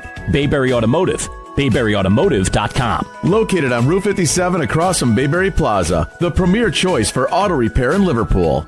Finding the right local roofing company can be tricky. You don't want to hire the wrong roofers, or you could end up spending a fortune on repairs. The pros at Northeast Roofing Professionals can ensure your home is protected by a strong and sturdy roof. Locally owned and operated, over 30 years experience, free estimates, and competitively priced. Don't settle for an inexperienced roofing contractor. Turn to Northeast Roofing Professionals. Discounts for military and first responders. Reach out and let them put a sturdy roof over your head. nerpcny.com. nerpcny.com. All right, we're back. Manchild Show with Boy Green Digital at MC Show Digital. Again, subscribe to the channel if you're not already. We are closing in on 1,000 subscribers. We're now 78 away, I believe. Right? Yeah, in the 70s. It's in the 70s, right? Yeah, in the 70s in terms of how many 78. more we need. 78 to get to 1,000 subscribers. So if you're already subscribed, we appreciate it. If you have friends, family, other people that love content like we put out, Jets, Giants, Bills, sometimes Syracuse stuff, the Survivor stuff, if you like that on Weird Wednesday nights, we'll be doing some off-season Survivor stuff as well. Then please recommend the channel to them and ask them to subscribe. We get full monetization when we get to 1,000 on YouTube. It also helps just grow the channel. YouTube starts to push our videos out to more and more people, which will help grow the subscribership and give us more resources to provide for all of you. So we appreciate, again, every single one of you have taken the time to click that button over the last 10 months, but we're approaching our 1-year anniversary, and we're trying to get to 1,000 by our 1-year anniversary. So be part of the solution here if you can be. And if you're not subscribed, click subscribe. And if you are, send it out to some friends, share our videos, ask them to subscribe so that, again, we can get ourselves over the hump and on to the next mission here, as they say. But we are right now on a mission to get to 1,000. So appreciate, again, every single one of you who have helped get us as far as we have at this point. Okay, so we heard from Boy Green there on the Jets. I don't know if there's anything else in the comments, Boy Green, on the Jets you want to pop up. Yes, yeah, I guess now would be the time, I suppose. The Giants are right. If there's anybody out there, so any comments you want to address, we have inevitably settled on 8 and 9, but perhaps there are some other things you might want to touch on before we so yes, I saw a few people have some comments. So let me get to all of these here. First off, a shout out to our former intern Brian DeMuro, who said, "Morning, gents. Hope you guys are well. Good to see B. Rye. Good to see you in here. That's terrific." Jesse Owen saying, "I don't know, Paul. To me, it all depends on the first 4 games. 2-2, we're going for it. 0-4, reason tank for Archer Jeremiah Smith." That's true. That first 4, as we've talked about, at Tennessee, home for Green Bay, at Detroit, at Chicago. That's an incredibly difficult schedule. 3 of the first 4 on the road, 3 in a row against the NFC North. First time that's happened for the Jets in 12 years. That's difficult. But I think the key is exactly sort of what you said. You just got to buoy. Got to get a little buoy the ship action here. Is don't sink. That's why Tennessee, I think, is really important. I'm not sure if I'm Jake Asman. Must win. You got to win it or else. Oh, no. What happens? I don't know if I'm that far. But I don't want to denigrate it either. Like, I hope we lose. Like, no. You should beat the Titans. They're in your same weight class. They were terrible last year. You're terrible. Robert Saleh is instituting a brand new program. Brian Dable, offensive coordinator, all of it, all kinds of new stuff all over the place. Offense, defense, everything. So you're playing against someone you should beat. Now, you don't always beat the teams you're supposed to beat. Obviously, that's why they play the games. But that's an eminently winnable game. But Green Bay at home, can you take advantage of no Micah Parsons? There are benefits. If you squint and look at the schedule, there are benefits to playing it. I think surviving at 2-2 is the key. I obviously had them at 3-1, and then I was bullied into 2-2. So I ultimately ended up going with what you're saying here, Jesse. But yes, I think 2-2 is the key. Random Jets question here. Do you think our biggest weakness this year is corner and safety? Absolutely not. Actually, I think corner is one of their strengths. So I would be aggressively on the other side of that. I think the Jets did a lot of homework at corner. Nashawn Wright was a Pro Bowler last year. They invested a top 50 pick in D'Angelo Pons. Now, they don't have Sauce Gardner anymore, so maybe that's what you're referencing. So, no, that's different. But they traded for Minkah Fitzpatrick. I think safety is massively upgraded from last year. If I had to pick a weakness on the Jets, off-ball linebacker beyond Demario Davis is questionable. Let me see. Well, obviously, quarterback. I mean, you just got the number 1 overall picks quarterback. So, a lot of people aren't going to give the Jets credit at quarterback. So, quarterback is definitely a perceived weakness. So, yeah, quarterback and off-ball linebacker, I'd say those are 2 spots there. So, appreciate that, Jesse. And I just saw a lot of people reacting to the schedule I gave that start to the season. I saw a lot of people were not ground and punt on our Twitter said 4-1 start. You're on crack. Thank you, GNP, for that response to the 4-love start. And then Charlie 32741, love the optimism. See, some people perceive things different ways. Very interesting. Tori in here says Boy Green is on Oxycontin, which I don't know if he spelled that correctly, but nonetheless, Tori, appreciate that. So a lot of drug induced predictions is what people believe. That's how I believe it. Oxycodone, as Jared B thinks is what he was trying to say, which is fine. But either way, Jared 3327 says your lips to God's ears, Boy Green. So we'll see what happens. That's it. We'll see what happens. Yeah, flavor there from everyone. So thank you for all the Jets comments and everything. And now let's flip it. Do you feel like you're in the right headspace here, Lurch, to do this? Yes, of course. What do you mean? Why wouldn't I be? Now you're in the right headspace. Let's turn the sky blue. Although you didn't do that for me, so no offense. That's okay. I'll do it for you because that's the kind of guy I am. But sure, let's get you in a proper headspace here. Fine. Okay. It does feel better. I'm sure it does. Great. All right, let's go to work on the schedule here. Throw it up. So let me tell this to the Manchild, way too early prediction on the Giants. Okay, real quick for people that are looking at this, because sometimes it can be confusing. For this Giant schedule we have presented for you, it reads like a book or a typewriter, left to right. It's 1, 2, 3, 4 across the top. Cha-chink! Reset your typewriter, and then week 5 is under the Dallas Cowboys. So just as you're doing it, it's left to right, left to right, left to right, left to right, all the way down, just so you guys are following along at home. Lurch, I throw the keys over to you, my friend. All right. So obviously a Sunday night football opener against the Dallas Cowboys for my New York Football Giants. This one is at MetLife. Right. Obviously, you have all of the excitement surrounding this new head coach, John Harbaugh, and all of these new coordinators that are putting their minds together, some of whom are former head coaches, to try to build an offense that makes a difference. So there's a lot to swallow there. This is the Dallas Cowboys, who no doubt the Giants have had their problems with, although I would push back in this sense. The last time the Giants faced the Cowboys, it was a W for the Giants. So there you go. End of the season, I understand. Maybe Dallas. Did they play their backups? Yeah, they did. But who cares? A win is a win. So at least it's we're off to Schneid, because Dallas has been dominating us in recent years. This is like the Miami argument for Boy Green if we get to that point. But I just believe all of the excitement, the head coach, Sunday Night Football in your own building. I don't know. I'm sorry, but there's no way that the Giants lose this game to open the season. Giants beat the Cowboys on opening night on Sunday Night Football and start the season at 1-0. I will write down any games I may want to revisit after this. So let me just start with click there. Get your pen ready. All right. Week 2, they travel out to Los Angeles to take on the Rams. We know the Rams in go-for-it mode. They just signed Matthew Stafford now to a fat extension over $50 million. Yada, yada, yada. The Rams are tough. The Rams are very tough in their own building. Giants got to go all the way out there after a Sunday night game. This is another primetime game, right? This is a Thursday night game, I think, right? It is. Yes, it's right there on the screen. So yeah, Where's- Thursday where's or Monday? Monday night. Excuse Oh, me, I'm sorry. Monday No, night. it's Monday night. Okay, so they actually get an extra day. That's Yes, good. They got a correct. travel day. They got a travel day. There you go. I thought it was a Thursday night football game. It's not. It's a Monday night game. So they go Sunday night football to Monday night football. So they do get a full week, and they do get the extra day, dare I say, for travel. Obviously, you got the time difference and everything you're dealing with as well. But I'm not going to go off the deep end here. To me, they split these first two games, and I think they're going to lose to the Rams. I think they're going to win at home against the Cowboys, and they're going to start the season at 1-1. All right, week 3, Tennessee Titans. Again, you talk about just checking off some boxes of some teams that you think you can get a W before the season even starts. I know a lot of teams look at the Jets and the Giants that way. They say, I got the Giants that week. Just give us a W. You got the Jets. Give us a W. All right. But I think the tide is turning here a little bit.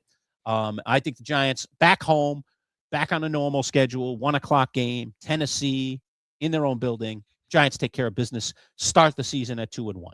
All right. Whoa, And the Brian Arizona- Dable. What about Brian Dable? The advantage. Even Huh? more reason to get a win right there. Okay. Even more reason to get a win. Like Dable's going to know all our secrets. He couldn't even figure out the team when he had the team. So if anything, he'll give them bad advice about our team, and our team will be that much better.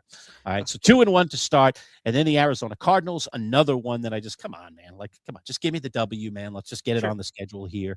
I mean, I know they got Jeremiah Love now. I know they're trying to figure out their quarterback situation, but so early in the season, I think the Cardinals are at this point still a train wreck. And so I will take the Giants to beat the Cardinals. So we're off to a 3-1 start. That is Terrific. pretty swimmingly. I mean, even if I went negative and had them lose the first two games, which I'm not going to do, but if I did, we'd still be 2-2. But a 3-1 start, I think a really good start. John Harbaugh era essentially gets started off in a really, really big way. All right. Now we go to week 5, and we've got the Washington Commanders. I think the Commanders, were really. I think last season was an anomaly for them. I don't know if they're as good as they were 2 years ago, but I know that they're not as bad as they were last year. Injuries, a little bit of regression, dare I say, not only Daniels, with their quarterback. I think the real question for the Commanders here is Jaden Daniels going to turn into C.J. Stroud, or is Jaden Daniels going to be the franchise quarterback that he appeared to be in year one, in his rookie year? And that is a big question. That is a big, big question mark. Because if it's the latter, they are a bad team, and I should probably be putting a W on the board here for the Giants. But if they're not, okay, and this guy returns to form, then they're a contender for the division. And this is a very difficult game on the road. So I'm going to go with the latter. And I'm going to say that Washington is improved and that the Giants are going to fall to Washington here in week 5. So now the Giants sit on the road, at 3-2, correct, on the road against Washington. Okay. Right, so I've got win, loss, win, win, loss. All right, we make our way to week 6, the New Orleans Saints. And again, you look at games on your schedule, you say, let me check the box for another W, and it's another home game against a rather weak opponent. Weak? Yes, I think they're weak. I will take the Giants to beat the Saints at home. Wow. Okay, we're back home. Look at those 3 games. Okay? Not only do they get 3 relatively easy opponents in weeks 3, 4, and 6, but all 3 of them are at MetLife. I mean, to me, you have to chalk them down as wins. They have to be wins. So I think that they can beat the Saints, but like to count them out as like Tyler Shuck looked great at the end of last year. I don't know. He could have been the offensive rookie of the year if it didn't go to Tedero McMillan. But all right. Tyler Shuck will be running for his life with that defensive line getting after him. So, no, thank you. Okay. That'll look good and comfortable. He won't be comfortable that day. So Giants take care of business against the Saints. And so the Giants off to a very nice start. 2 losses on the road and 4 home wins to start the season is what I have for the Giants. Wow. 4-2 through 6 weeks. Week 7, they head off to the Texans. That's a brutal defense. There's a lot to process here. Again, I'm not going to go off the deep end here. Texans beat the Giants in week 7 on the road for the Giants. And so we get to the bye week, and the Giants are now sitting at 4-3, right? Undefeated at home, winless on the road. Correct. I mean, interesting place to land, but to me, that's the way the schedule is just fitting here. Okay. If we can flip that during the remaining weeks, all right?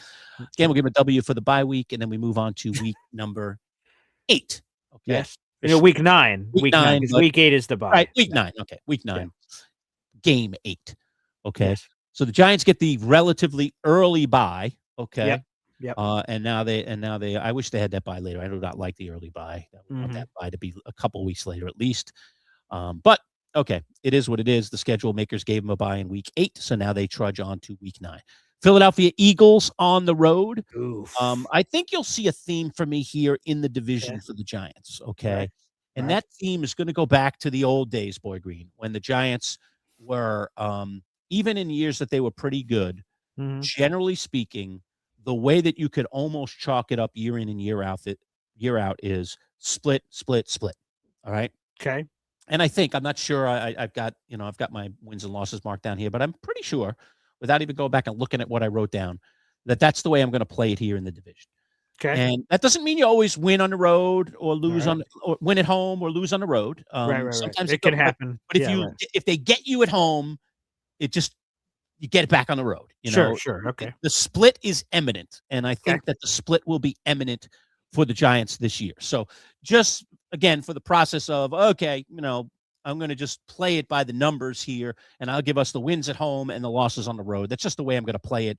Okay. But it could go the either way. So, Sure. So I'm just going to say, hey, we're in week 9. They're on the road against the Eagles. I'm going to give that game to the Eagles. Okay. Fair enough. And then they're back home for a Thursday night affair the week after That's that correct. against the Commanders. They've already lost to the Commanders in week number 5. Guess what? Yeah. In week 10, they come back. They're home. They beat the Commanders. Okay. Short week. We get the split of the Commanders, and life is on its axis. The world is on its axis. Sure. All right, week 11, a pivotal game here. All right, you've got a pretty good, Jaguars team. Certainly, Trevor Lawrence has kind of refound himself now with the new leadership there. They're a tough team, but I just like the Giants against this team. I like. And they're at home. Giants are at home. Coming up to MetLife, the Giants with a little momentum. They'll have the extra prep time coming out of the Thursday night football game. That's correct. Mini I'm bye. predicting is a win. Extra time to prepare. I think the Giants have the capability to take out the Jacksonville Jaguars. I have them winning in week 11 against the Jags. All right. Week 12. Very interesting matchup here in week 12. They're on the road. The Giants have not won a road game, according to my predictions so far this season, against anybody. And they get Daniel Jones and the Colts. My goodness. What a game. How did this not get in prime time? Right. That's assuming, by the way, that Daniel Jones is actually in the lineup. I guess that's true. In week number 12. I mean, he has a penchant for getting hurt. So, here we go. So they take out the so I'm going to have them win on the road. They get their first road win against here, Daniel Jones, right? Wow. In week 12, and the revenge game against Daniel Jones, if indeed Daniel Jones is even playing. All right. Week 10, they're back home. Again, according to my predictions, the Giants. Whoa. Week 13. Week right? 13. I'm sorry. Yep. Sorry, the numbers are so small. I put on my glasses. Okay. I'll help you here if ever there's just right. So week week 13. Win against. So I've got them. 3 wins in a row here. I've got them beating Washington. I've got them beating Jacksonville at home, and then I've got them getting their first road win of the season in Indianapolis. All right. Okay. Now they come back home to the cozy confines to take on the San Francisco 49ers. And since I don't have them losing at home yet, I'm going to give one up here, Boy Green. So I'm taking one on the road against Daniel Jones. I'm giving one back here at home against San Francisco. Sure. Giants lose to San Francisco in week 13. All right. Then they've got a pretty good team. They're going to be on the road. It's at the 12th man. Okay, that crazy defending Super Bowl champs. So I'll just chalk that down as an L and move on. I'm not going to get too far ahead of myself. Lost there. So they lose back to backers in week 13 and 14. Okay. Then they come back home to the cozy confines after losing a game at home. The Browns, just the elixir the Giants need. Give me the W there. Okay, Giants win in week 15 at Cleveland. All right. No, home for Cleveland. Home against Cleveland. All right. So they're back home for that. Then they're on the road against Detroit. I know, Boy Green, you like wins against Detroit on the road. I don't. Monday Night Football. It's a tough game. That's a tough place. I'm going to give the benefit of the doubt here that Detroit is what they were a couple of years ago. They're going to be back in the mix again. They're going to be a playoff team. So I'm going to give that game away. I'm going to say Detroit beats the Giants on Monday Night Football in week 16. All right, 2 games left, both league games. Dallas in their building, and then Philadelphia comes to the Meadowlands. Yep. I'm going to say loss to Dallas here. I have them winning at home in week 1. I'm going to have them losing to Dallas in week 17. And then finally, we get to week 18, and I'm going to stick by my premise. I have them losing in Philadelphia. I'm going to have them winning at home against the Eagles to close out the season. So if you put it all in the blender, mix it all up, Boy Green, the end result is, according to the Manchild, way too early prediction, Giants 10-7 on this football season in their first year under Coach John Harbaugh. And if I heard you correct, you're 1-7 on the road this season? And yeah, that would be 1-7 on the road, right? Rams, Washington, Houston, Philly. You very gave road yourself home, Indy. you know. This is a very road home Wow. thing. That is interesting. Okay, wow. That's an interesting result. Okay, well, so your final record is 10-7. we ended up in the same place. Isn't that funny? Well, we'll see if I can beat you down. Really, to be honest, I think you gave a very fair assessment as we're going through tough situations, not tough situations.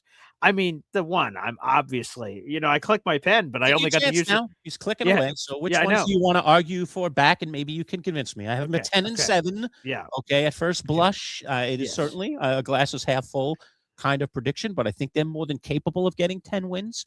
Okay. And so I've broken it down the way I broke it down. All right, so let's start here. We'll start with some trivia. Lurch, over the last 18 matchups versus the Dallas Cowboys, what do you think the Giants' record is over the last 18 matchups against It's the Dallas terrible. Cowboys? 3 and whatever. 3-15. You gave yourself too much credit. 16-2 is the Yeah. Cowboys' record against the Giants. Yep. So I know you say in the heyday, right? And I don't I know other divisions get this title of black and blue divisions, right? AFC North and other. NFC East to me is a black and blue division. You guys beat the crap out of each other. And again, my dad being a Cowboys fan, I've seen a lot of NFC East games, and I watch good games in general, but I don't know, man. And I'm not saying the Cowboys are the 1990s Cowboys here. Clearly, they're not. They're coming off an off year, clearly. But it just seems like Dallas has had the Giants number, and until proven otherwise, especially week one. Like, if I'm not a Giants fan, but how do you not have flashbacks to the 40-0 beatdown the last time we had a Giants Cowboys opener? Like, that must have been brutal. Giant fans waited all night long. It was a primetime game too. Oh man, can't wait. Week one, so much eternal optimism. We're undefeated, and you got beat with a wrench 40-0 in your opener. Like, oh, I'd be having nightmares if I'm a Giants fan seeing that in week one. Come on, Lurch. 16-2 is the Cowboys record against you guys. Here's what doesn't scare me. I still think their defense is incredibly suspect. And I do think that this week one game with Harbaugh in place, this being on prime time, and this being in their own building is going to add a lot of zip to this Giants team. I just have faith. I just think they're going to come out of the chute and win a game here for Harbaugh. So that is a rose color. And all right, let me ask you this then. All right. So you're trying to push back on the Cowboys. All right. Yes. But then if I'm to believe your premise, then clearly you're going to predict a Cowboys sweep, right? No, Cowboys, actually, not all necessarily. Right. So here's the thing, right? So let's I highlighted here because because here I am. All right. I will say this. I honestly believe in the league. They're going to go 1-1 against each of the three teams. Okay. All right. And I just said at the beginning of this, I'm just going to say they win at home, win on the road, lose on the road, but it could go either way. I could totally see it flipping. Go ahead. Uh-huh. Yeah, well, the one thing I would choose to highlight here is, so the Giants have gone 2-16 against the Cowboys in this last 18 matchups. And here's that's a brutal stat. I don't need to say anything else. But here's another brutal part of that stat. Lurch, do you know when those two Giants wins have No. January. Well, yeah. In both of the them. Giants just won that meaningless one at the end of this year.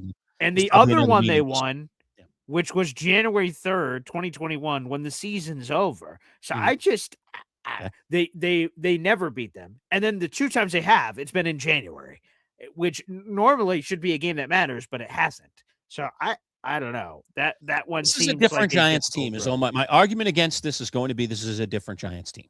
This is where things turn. This is where there's where homeostasis returns. The Giants have been out of whack. They've been, it's been like, losses way up here, wins way down here. And I do think that the Harbaugh effect is going to swing that pendulum back to here. All right. I'm not predicting here. Okay. Mm-hmm. I'm predicting here. All right. I know 10-7, and we can argue about some of these games, and there's more games to be argued about, I'm sure. But I think they're gonna go back to the norm of splitting these league games, and they've done that, by the way, in years that they've been really good in some years. Sure. It's just tough to win twice against opponents in your league unless you're really down in the mouth. And the Giants have been. They've been terrible, in recent years. I just don't think they're going to be terrible this year. I think they've figured out their quarterback situation. I think they have massively upgraded their coaching situation, and I think they had a really good draft. I think for all of those reasons, they're going to be a much improved team. How improved, of course, is a matter of suspect. And, of course, as being a Giant fan, I'm going to see it a little bit more through blue-colored glasses, I'm sure. But I do think it's very realistic they're going to split with the Cowboys. So I don't care. You want to give me week 17 instead of week 1? It isn't going to change the record at this point for me and the Giants. So I'm pushing back on that one and not agreeing to kowtow to your thing. So the Giants remain 10-7 at this particular juncture. Go on. All right, Manchild. We've known each other for what, a decade now? It's been a long 10 years, 11 years. Let's play a game. Friends love playing this. I'm going to play 20 questions, but I don't have 20 questions. It's far fewer. But let's play. I just want to learn some info here. Fine. Do you believe Jackson Dart is a franchise quarterback? Yes, I do. If you had to rank the 32 quarterbacks, and I'm not going to go through the entire exercise of going each one, so you're spitballing a little bit here, where would you place Jackson Dart in the 32 starting quarterbacks in the National Football League? Off the top of your head. At this point, with all the information you have right now in this moment in time as I'm asking you this question, not projecting, just what he is right now. He is what? Where does he sit?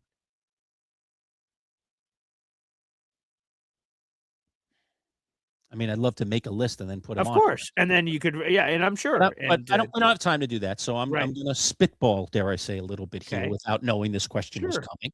I'm going to say. Okay, I'm going to write down a number on my hand. 13. Oh, come on. That's correct. Dude. I'm going to put them 13, 14. Oh, wow. I'll go 14. I'll go with the lesser number since you're so shocked by my prediction. So when you started pondering, I'm like, let me write a number on my hand of what I think. Again, I just came up with this question in the moment. Okay, let me answer the question this way. Okay. All right. This is, you know what? Our next show together. All right. I know you're not going to do the live show with me on Wednesday because you're out of town. All right. So I'll be doing that with Matt Lombardo. The next time we get together, we're going to play this game. It'll be next Monday's show. All right. One of the topics I want to put on the table for me and you, since it has now come up in this discussion, is to create tiers for the NFL, the current NFL quarterbacks. Okay. You're going to create your tiers, and I'm going to create my tiers. When we do fantasy football, and you and I are both, avid fantasy football players, okay? I always, when I make my draft board to come into that draft, that fantasy draft, and do our live draft, I put players in tiers, all right? And then I put little, like, color-coded, all right? This is my A tier, this is my B tier, right? And I layer them up, all right? We see fantasy football experts do this all the time as well when they're prepping people for these drafts, all right? What I want to do is I want to create tiers for the NFL quarterbacks, all right? Okay. And it'll be fascinating to see what tier you put Geno Smith and what tier I put Jackson Dart and vice versa, okay? I'm sure. Because we're going to create tiers. And here's what I'm going to say about Jackson Dart. You're like shocked and like, oh my God. Because I'll tell you this before you even go on. Because again, I had not thought about this question for 10 years. It spurred the moment, it just hit me. Let me ask him these two questions. And then when you were thinking about it, on my hand, I imaginary wrote a number on my hand. What number do you think I wrote on my hand of where I believe he stands in the 32 starting quarterbacks? 22, my favorite number.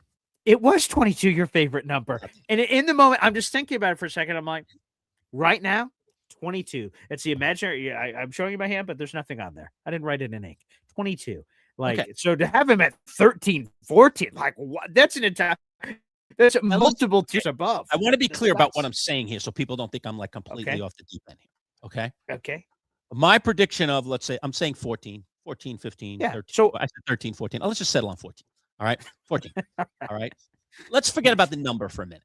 What I'm going to say is, and that show in a week from today, all right? Sure, right, great. Perhaps we'll prove it. We'll see, all right? Because I haven't done this exercise. This is a brand new exercise for the two of us. Sure. All right? Is what I think I'm going to find is I am going to have Jackson Dart on a tier with a group of other players who are going to fall in between that world of like 12, 13, and 18, 19, 20, okay? There's going to be a tier of guys, and he's going to be on that tier with those guys. Now, I want to be clear about what I'm saying here. Okay. That can't be based on what he did in one season. I mean, all we saw is one season of Jackson Dart, and not even a full season, right? Not Russell even a full Wilson season, started right. a bunch He came of in games, late, so we got 2/3 of a season under a now defunct coach who's been shipped off somewhere else to go try to figure it out somewhere else with someone else as an offensive coordinator. Okay, all right. So that's all I have to go on statistically. Yes. My assessment of him on this tier that I think is somewhere in that 14 world is potential, is what I saw last year, what I saw of him in college, and getting now with an organization that I think has kind of put their act together offensively. I know there are a lot of doubters out there about Matt Nagy, and I don't blame you if you are, but the guy did work with Andy Reid. Okay. Sure. He was a head coach in the NFL. All right. And he's not going to have to do this on his own because he's got Callahan and he's got, what's his name? The other guy, Roman. All right. Who have been, Greg Roman, offensive coordinators in other places. Okay. They got 3 minds to put around this offensive thing. And then, of course, they have the ultimate supervisor in John Harbaugh, who, he may not be in there calling the plays, but Harbaugh is going to have say about what the Giants are doing. And so I just have faith that leadership is going to make this guy a much better player. If this guy could be what he was last year for 2/3 of a season under Brian Daboll, I have to imagine a much better world under these 3 guys plus a obviously competent head coach, 4 new heads around him that are going to give him good advice, not bad advice, or not no advice, okay? And an improved offensive line that I think already was showing signs last year, and they expended a top 10 draft pick on a guy that's going to plug and play into that line. I just think the signs are there that this guy's going to be better than he was during those 2/3 of last season, and that's why I'm willing to put him on the tier that I'm willing to put him. And you'll see when I make my tiers. I think you'll see. All right, we'll see. Okay. If people want to be critics, that you're open to that. I think you'll see that the other people that I put on his tier, I think are very reasonable to put on his tier.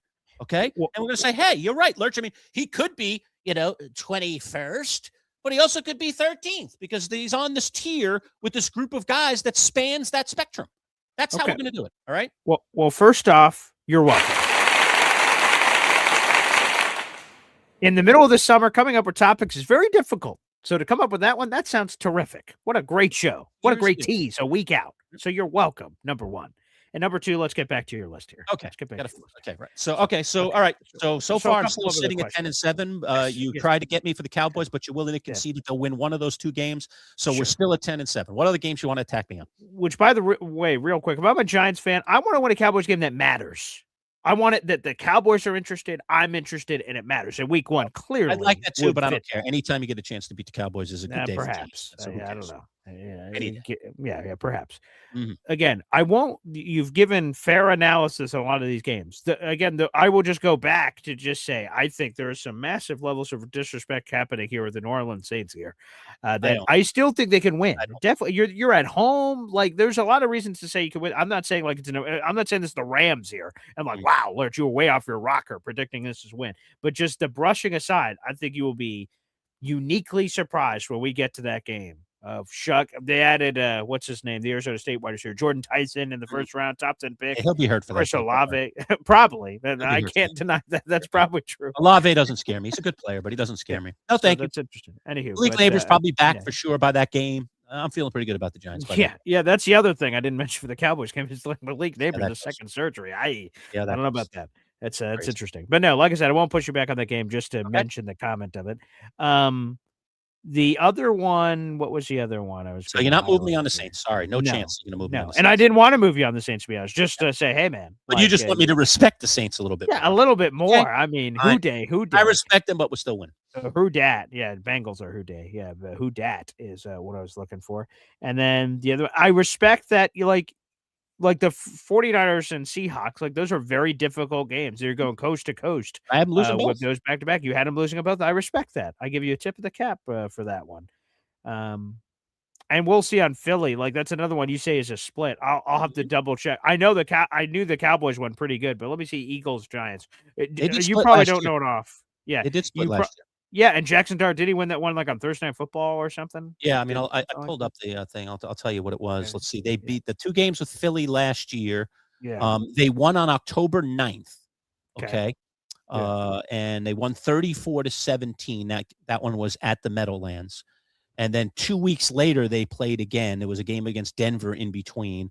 October 26th, maybe there's a bye week in there. October 26th, no, that was a Thursday night game against the Eagles that they won. All right. And then October 26th, a couple of Sundays later, they lost to the Eagles 38-20 in Philadelphia. So that was against Philly last year. Oh, dear God. Okay, let me see. How many? 1, 2, By the way, in last 3. year, so let's see. In last year, where were the wins? Chargers, Eagles. Yeah, the Chargers upset. I remember that one. Chargers, Eagles, Vegas, Dallas. So they won. They split with everyone except for Washington last year. Somehow Washington beat them twice. Good grief. When they were terrible. Like, come on, man. No, that'll be revenge. That'll be revenge there. Oh, I see. Okay. Hopefully. Let me do quick math here. 1, 2, 3. Grief. Okay, let me see. Okay.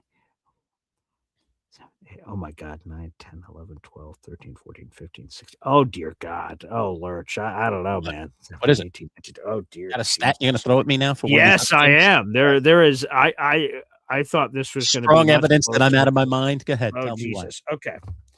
Eagles Giants games. I'm going to give you a sample size of 25 games. The last 25 games. What do you believe the Giants' record is against the Eagles over the last 25 games? The last 25. I mean, Eagles have been pretty good in recent years. So over the last 25 games, that's basically what, like 12 seasons. Yeah, that's just like a pretty good sample size. What are the Giants the last 25 games against the Eagles? 25 games. Give me their record against the Eagles. Yeah. I'm going to guess 9-16. 20-5. The Eagles have beat the Giants 20 times in the last 25 matchups. 5-20. Yeah, sure, right. Yeah, flip it the other way. Right, the Giants are 5-20. 5-20. And you're selling me these like against the Cowboys, right? In your last 18 games, you're 2-16. These two teams have been miserable for the last decade, man. This is nothing, sir. This has nothing to do with the Jets. This has nothing to do with the Jets. I'm just telling you. You're telling me, hey, man, we're going to split with everybody. Yahoo! I didn't have them split, and respectable is respectable. That's all. I had us getting swept by Buffalo, so I there's respect there. They've been kicking our ass. I gave the sweep. But, like, look at this, 20-5, 16-2 against you for the Cowboys. Last year, we only had 4 wins, and we split with them last year. You don't think we could split with them this year? 20-5 says something else. A 1-year sample size versus a 12-year sample size? I don't know, man. I'm on the fence. I might be willing to give you one of those back. It depends on what. Probably would. That'd be one I'd push back. Yeah. I mean, I push back on 2 NFC East things. I think a piece of this puzzle for John Harbaugh and for this organization, a piece of this puzzle, a starting piece, I'll call it, okay? Yeah. To get this puzzle in order, all right, is to begin the process of, at the minimum, splitting with your division opponents. So I have predicted here a season where the Giants split with all 3 division opponents. Doesn't mean they can't beat Washington, too. If Washington's really as bad as they were last year, the Giants should be able to beat them, too. But they lost both of them last year. Giants did split with the Cowboys, and they did split with the Eagles last year, and they only won 4 games. So they still managed to get 2 of them. I think there will be a concerted effort to do the split again this year, and I think they can go 3-3. But by the way, I might be willing to give you back the Eagles game, maybe. Yeah, okay. Maybe. All right, here's another thing. Me on anything else. Let's see what else you want to attack me. No, that's it. That's the other things. That's it? No Jaguars, no Colts. You're not willing to do it. Wow. I mean, the Daniel Jones thing is fun. I don't know how that wasn't in primetime. Maybe because you don't know if Daniel Jones is going to be healthy. That could be a flex opportunity. That's the end of your attacks. Yeah. Then I will concede back the Eagle game. Okay. Interesting. Okay. All right. I am conceding you potentially the opener against the Cowboys, but then you'll give me the win on the other end of the season. So either way, it's a split with the Cowboys. All right. I'll let the Eagles sweep the Giants this year, even though I don't believe it to be true. I will. And I will lower my prediction to 9-8. Okay. Which, again, if you're 9-8 your first season with Harbaugh, very after everything that's happened back on Jacksonville or the Colts. Can I ask why you aren't pushing back on the so I mean, Jacksonville's a really good team. What did they win last year? They were like 12 wins or something. I mean, they were something like that. Yeah, let me see what really good. They were 13-4. Oh wow! Yeah, right? Yes, yeah. I mean, that's last year. Just glossing over them. I don't mind it, Boy Green. You just gloss right over those Jacksonville. Yeah, it's the old North. The South team coming up north in November. That too. Also, which Trevor Lawrence are we getting? Are we getting long locks Trevor Lawrence, or are we getting short schedule release video Trevor Lawrence? And where he had as I mentioned when we went through the schedule, Giants with the extra prep days coming off of the Thursday night football. Mini bye week. That's a great point. Great thing to highlight. A little more prep time for all those reasons. And again, that game at the Meadowlands gives me a little more hope that the Giants, even though they're facing a team that was far superior to them last year, opposites, 14-4, 13-4. I understand what I'm saying here. May seem nuts. I think the Jags are susceptible. I think the Giants could get them. Yeah, and I would say, I don't fear the Colts. I really don't. I don't fear Daniel Jones. I don't fear the Colts. I don't. I just don't. I don't think that's an incredibly difficult place to win in, like I would say about Seattle and Detroit and some of the and Houston. These are tough buildings to go in and win. LA, these are tough places to go and win. I don't think it's that hard to go in and win in Indiana. I don't either. To be candid, I think the Colts are going to have a top 10 pick this year, which will belong to the Jets. Now, if they're going to get up for any game for Daniel, they're definitely going to hype him up all week. This is the team that gave up on you. This is the team that did this, even though apparently requested his release. But whatever. The point is that if he gets up for any game, it will be that one. But I'm not going to give you major pushback. Indianapolis, to me, is not a tough place to play at all. So I don't have that at all. But Lurch, the other thing we did for the Jets, we'll do it for you. Where do you believe, maybe you know this information, do you know where the Giants' strength of schedule is? I don't. That's why I said okay. Well, then, I have no idea. Yes. Let me see if I can do a better assessment than I did for the Jets. Okay. Yes. That was terrible. They were the 10th easiest, and then when I did look at it more closely, I was like, "Yeah, you're right. They're not 12th most difficult." All right. The 12th most difficult. The Giants. They always get the short end of the straw. I feel like with these things, they should have an easy schedule, and instead, look at again. It's because of the divisions you play. And the Rams, right? The Lions. They get the Rams. They get the Seahawks. They get the 49ers. They get a 13-4 Jaguar team that I'm predicting to get a win against. I mean, my goodness, I mean, and then the weaker games, they're lucky that they get that division with Titans, the Saints and Cardinals, and the Cardinals who are down in the mouth a little bit. That helps soften the schedule a little bit. Sure. I'm gonna say 32 teams. Somewhere middle-ish. You said the Jets were what? 12th most difficult. Most difficult. So let me go on the most difficult. Correct. To be on the same range. And I'll say Giants 15th most difficult. Am I close? You are 17th most difficult. So run in the middle, which, by the way, if you are a team, you can't complain about that. You're in the middle. Like, hey, that's where I want to be. You want to be easy or middle. And you're obviously below average in terms of difficult. More teams, in theory, if you were to believe this stat. I want to know how our teams can get that New England schedule from last year. That's what I want. Oh, please. Yes. I mean, oh, my God. Softball. Sign me up. So there you go. That's our win-loss game, which was interesting. And I see people asking questions like, where's Geno Smith in the quarterback rankings? We'll do that show next week. We'll find out all together where I believe. We'll do the tiers. I think that's a good idea. Do the tiers and to see where that all stands. So that was a good exercise. In the end, to answer the overarching question of the Jets versus the Giants and who has the better record at final blush, without tainting it, the Giants 9 wins, the Jets 8 wins is what we've convinced ourselves. After pushing, after pushing. And the arguments. Giants get 9, the Jets get 8. So let's find out if indeed the Giants do win more football games than the Jets this season. We shall see. Again, I think it will all come down to one very simple thing: quarterback play for both teams. Quite frankly, We'll decide whether that's even realistic to put those things on the table. And let's also see how these teams enter the season health-wise. There is, as Green and I have intimated a couple times in this conversation, neighbors. What is going on with the league neighbors? I mean, this whole thing. I don't feel good. It's just, they had to go back in and scope them again and clean up scar tissue. Oh boy, that kind of sounds like a redo. Which I mean, he got this injury. Don't forget, he got this injury in week 4, I think, of last season. Like it was at the beginning of last season. He's had the entire season almost, plus the off season to get healthy. And he's now to reset it. That's not good. It's not good. So it's starting to feel more and more like he's not ready for week 1. And then why are you going to inject him early? You got to get him back to 100 before you put him in the lineup, which is, is he a guy that's going to miss half the season? I mean, I don't think it's unrealistic to start thinking about that if you're a crazy Giant fan. So just be aware. Be aware of this. Be welcome for the OBJ comeback. Lurch, you seem like you have a void now. Yeah. Well, like John Harbaugh said, he'll be deciding that sometime around the end of camp or the beginning of Well, camp or he something might be like that. deciding that sooner after this Malik Neighbors news. Might be. It might be.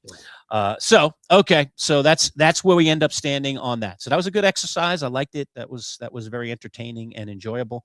Again, just remind people again, today is the beginning of our new raffle. We gave away our items from last month, and now we're on to a new raffle. And again, on the scrolling ticker below, how you get raffle tickets, what the prizes are. Real quickly, I'll just whip them up here real quick. Pretty Please. cool, unique prizes for anyone that came in late today. This metallic cool poster of Muhammad Ali standing over Sonny Liston. Oh, look at that, man. There's Liston flat on his back with the date, and it's again, it's metal. It's made of like tin. Very cool. All right. To go along with that, this very cool autographed book that is a boxing book written by Muhammad Ali's former trainer, Angelo Dundee, all right, world famous trainer of Muhammad Ali. And Dundee wrote this book, My View from the Corner. Dundee is no longer alive. Neither is Burt Randolph Sugar, who also co-authored this book with Angelo Dundee, the great boxing writer of all time. All right. And it is autographed by both guys on the inside cover. Look at that. Angelo Dundee and Burt Sugar, both no longer with us. So you're not getting these autographs anywhere else. So it's going to be those two cool boxing items.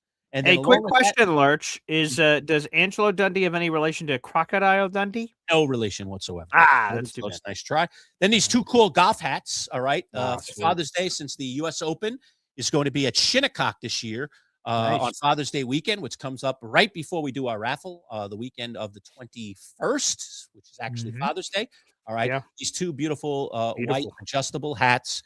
All right. Gorgeous. All right. Never worn before. All right. So you get yourself a nice little golf Father's Day kind of thing right there. And the last thing is the pint glass, the laser engraved 12th Manchild pint glass. Lovely, lovely. One of those going out the door. So all of those prizes this month's raffle. And again, you get tickets by becoming a member if you're not already, gifting memberships, super chats, super stickers. All right. And you can get bonus if you do multiple. All right. You do 5 or more gift memberships. You gift 5 or more memberships. You get 20 raffle tickets. And if you're already either a Hall of Fame member or a diehard member, you automatically get tickets for the month. So both Zay Engineer and Jamie, the FedEx guy, who are Hall of Fame members, boom, already have 20 raffle tickets and have to do anything other than just be Hall of Fame members. And we did bonus, by the way, Boy Green, as the scrolling ticker comes up here with our leaderboard. I did bonus some people some tickets that are not even aware of this. I gave MFC and Big Al each 2 raffle tickets for doing nothing. What have they done? They've been members since we started memberships for 3 straight months. I gave them some. And T-Town Jet, who's now been in for a couple of months, 2 months of the 3 months that we've had membership in existence, also got himself a raffle ticket for doing nothing, just by being a member and supporting the channel. So we'll continue to do that certainly through the early months of our thing. All right, last couple of items before we say goodbye today. Number one, I do want to touch on this before we get out of here today, and that was the passing, the very, very unfortunate passing, sad, tragic, of Kyle Busch, the race car driver. He was honored at Indianapolis. He was also honored, him and his family, at the NASCAR race over the weekend. Indy 500, very moving. Did I say in the Indy 500 and the NASCAR race? Yeah. Very, very moving tribute in both venues. And this is just a terrible, sad thing. This is a 41-year-old guy who was having some kind of sinus issue, turns into really bad pneumonia, and then eventually leads to sepsis, which is a very dangerous disease, and essentially takes him out, which is remarkable. He leaves kids and a wife and the whole 9 yards. So that's really, really a sad, needs to be mentioned story. I know it was all over the headlines, but I did want to address that in our show today. So I wanted to throw that out there. And what was the other thing to get to today? Boy, should have NBA playoffs, I assume? Oh, yeah, the NBA playoffs. Yes. Thank you, boy. Yeah, just forgot about that little detail. Tonight, again, the Knicks back on the court in Cleveland. But, man, the Knicks have dominated this series. There is no question about it. The Knicks have just dominated professional basketball playoffs. They've won 10 straight playoff games. Their margin of victory is like the greatest in the history of the NBA playoffs, and they continue to build on that. And really, to be honest with you, and I said it on our Friday conversation with Sean Devaney when we talked about both of these series in detail. I said to Sean, I think 2 things are going to happen here in the next few days. Number one, the Knicks are going to take out the Cavs in 4 no more than 5 games. To me, the way the Cavs lost game 1 was a clear indication to me that they have no chance now to win this series, and it's just a question of how quickly the Knicks get it over with. And now after game 3, where they just blew the doors off them, and the Cavs literally quit in their own building, the last 5 minutes of that game, they just stopped playing. All right? To me, a sweep is imminent. maybe there's a very, very small outside chance that the Cavs could Gentlemen sweep. put out an effort tonight and get a win at home. I mean, they're playing in their own building. They should be able to be capable of beating the Knicks once in this series. But I don't think they will. But at worst, it's going to be a gentleman's sweep in 5 games. I think the Knicks would love to get it over with tonight, get all that extra rest. And I predicted to Sean Devaney on Friday, and he didn't agree with me, that I thought that West Conference thing is going 6 or 7. Now it's guaranteed 6. Wembanyama and company responded in a big way last night in San Antonio. So now they've both split on their home floor. OKC still has the home court. They've got 2 of the final 3 games because 5, 6, they were 7, number 1 right, seed in their building. So they're still the favorites. But I'll tell you, that series could go either way. I think it's going 7 games. I told Devaney 6 or 7. He disagreed with me, thought it would go 5. I told him the Knicks was going to go 4 or 5. He thought it might go 6 or 7. Long story short, I had it right. He had it wrong. And we'll see how this all plays out. But I think the Knicks are going to take care of business. But that's where the NBA playoffs are right now. I'd still say no matter what, the Knicks will not be favored in the NBA Finals, no matter which of the teams they play. So. But I love this. I love that the Knicks are being treated as underdogs. I love that everybody's underestimating them. I know everybody's just saying, oh, look at those guys in the West. They're so good. It's the Knicks. No way. Yeah, the NBA Finals is happening right now is what they say in the West. Right. Good luck. We'll see. I've seen this story written time and time again in the NBA. One league looks way better than the other side. One conference looks way better than the other side. And then they play each other. And all of a sudden, whoa, wait a minute. The Knicks are pretty good. Hey, that East team, that East is actually – it may not look good against all those other teams, but holy crow, look at this. So I think the Knicks are in perfect position, not only to get to an NBA final, which to me is eminent now. No team has ever lost from 3-0 in the history of the NBA. So that's pretty much a lock, all right? But more importantly, that the Knicks actually are real to potentially win a championship this year. That vision is becoming more and more clear. They won't be favored, but I am starting to believe more and more and more. I'm starting to feel 1973. I'm starting to feel 1970-ish all over again, Boy Green, is all I'm saying. So, I'm not going off the deep end. I'm not going to be one of those crazy Knick fans. We're sweeping the OKC. No. I'm staying grounded, but I really am starting to like my team's chances more and more and more as every day goes by in this playoffs. That's all I got to say. All right, Larch, let me ask you this, because you like to, I don't know if goof around is the right word, but you like to play. So, when we had the entertainer on for the Giants, we switched all our names around in Boy Green, Manchild, and you said, oh, that's a cool thing because he's a nickname guy. Here we go. Right. On Friday's show, who knows if I'll be on because I'll be in New Hampshire, which I'll give a message on in a second for the rest of the week, but are you going to call yourself the NBA insider and have Shauna was introduce you as NBA insider Manchild coming onto the show to give us our insights based on everything? Do I have the ability to change? I don't think I can change his name. Can I? You can. You absolutely. You can change my name, his name, anything. Yeah. So. I'll go mess with him. That's a great idea. I'll mess with him on Friday. So whether you're there or not, let's do that. We'll put Lurch NBA insider / predictor, Yes. So I'll show you how to do that after we get off air. I'll show you how you could do it to mine or anybody's. And, you could go to town and have a good time. I think that would be hilarious. But with that being said, everybody, so this has been a terrific show, 2-hour show. Awesome. Thank you, everybody. Memorial Day again. 2 things here. First off, remember what it's all about. Again, our heroes that made the ultimate sacrifice, our men and women in the armed forces that are unfortunately not here to celebrate with their families. But hopefully you guys, in the middle of all your barbecuing and everything, you just take a second to think about those that made the ultimate sacrifice so you could have all your freedoms that you have. So make sure you do that. Yep. And number 2, I'm about to go to a Syracuse Mets baseball game. So Memorial Day, hopefully the weather looks great for here in Syracuse. They're here at home. They're in Rochester, actually. They're in Rochester. Oh, they're in Rochester. Oh, crap. Yeah. Okay. I thought they were home. Okay. Good. Okay, good. Perfect. All right. Thank you. So I'm heading on the road tomorrow. I'm doing Boy Green Daily tomorrow morning, and then I'm cutting that show off. We're not doing like a 5-hour show tomorrow. And I'm jumping in the car, and then hopefully I get there by nighttime for the family. So I'll be there throughout the rest of the week. So Manchild will have you covered here. We'll see if there's any moments, Wi-Fi in the mountains wise, that I can jump on at some random point. We'll see if that's in the cards. But either way, Manchild's going to have it on lock with some awesome guests with Jake Asman and Ed Valentine and Anthony Prohaska. No Survivor this week. It's done. We had the finale last week. So on Wednesday night, I'm sure I'll wonder what Brett's doing right now. Maybe I'll think about that. But we'll have a break from Survivor for a little bit. Fantastic. All right, good final thoughts there, Boy Green. No other questions need to be answered. Again, new raffle underway. Everyone get in there and get your raffle tickets this month. Again, we'll draw again the day after Father's Day live on our Monday show. All right. Thanks for watching. Appreciate it, folks. Like the video on the way out. Don't forget to subscribe if you're not already a subscriber. And we will see you again live on Wednesday. Ed Valentine, Bud Poliquin, all coming in the next couple of days. Jake Asman will be in the fold on Wednesday. All right. Take care, everybody. Thanks for watching. Peace out.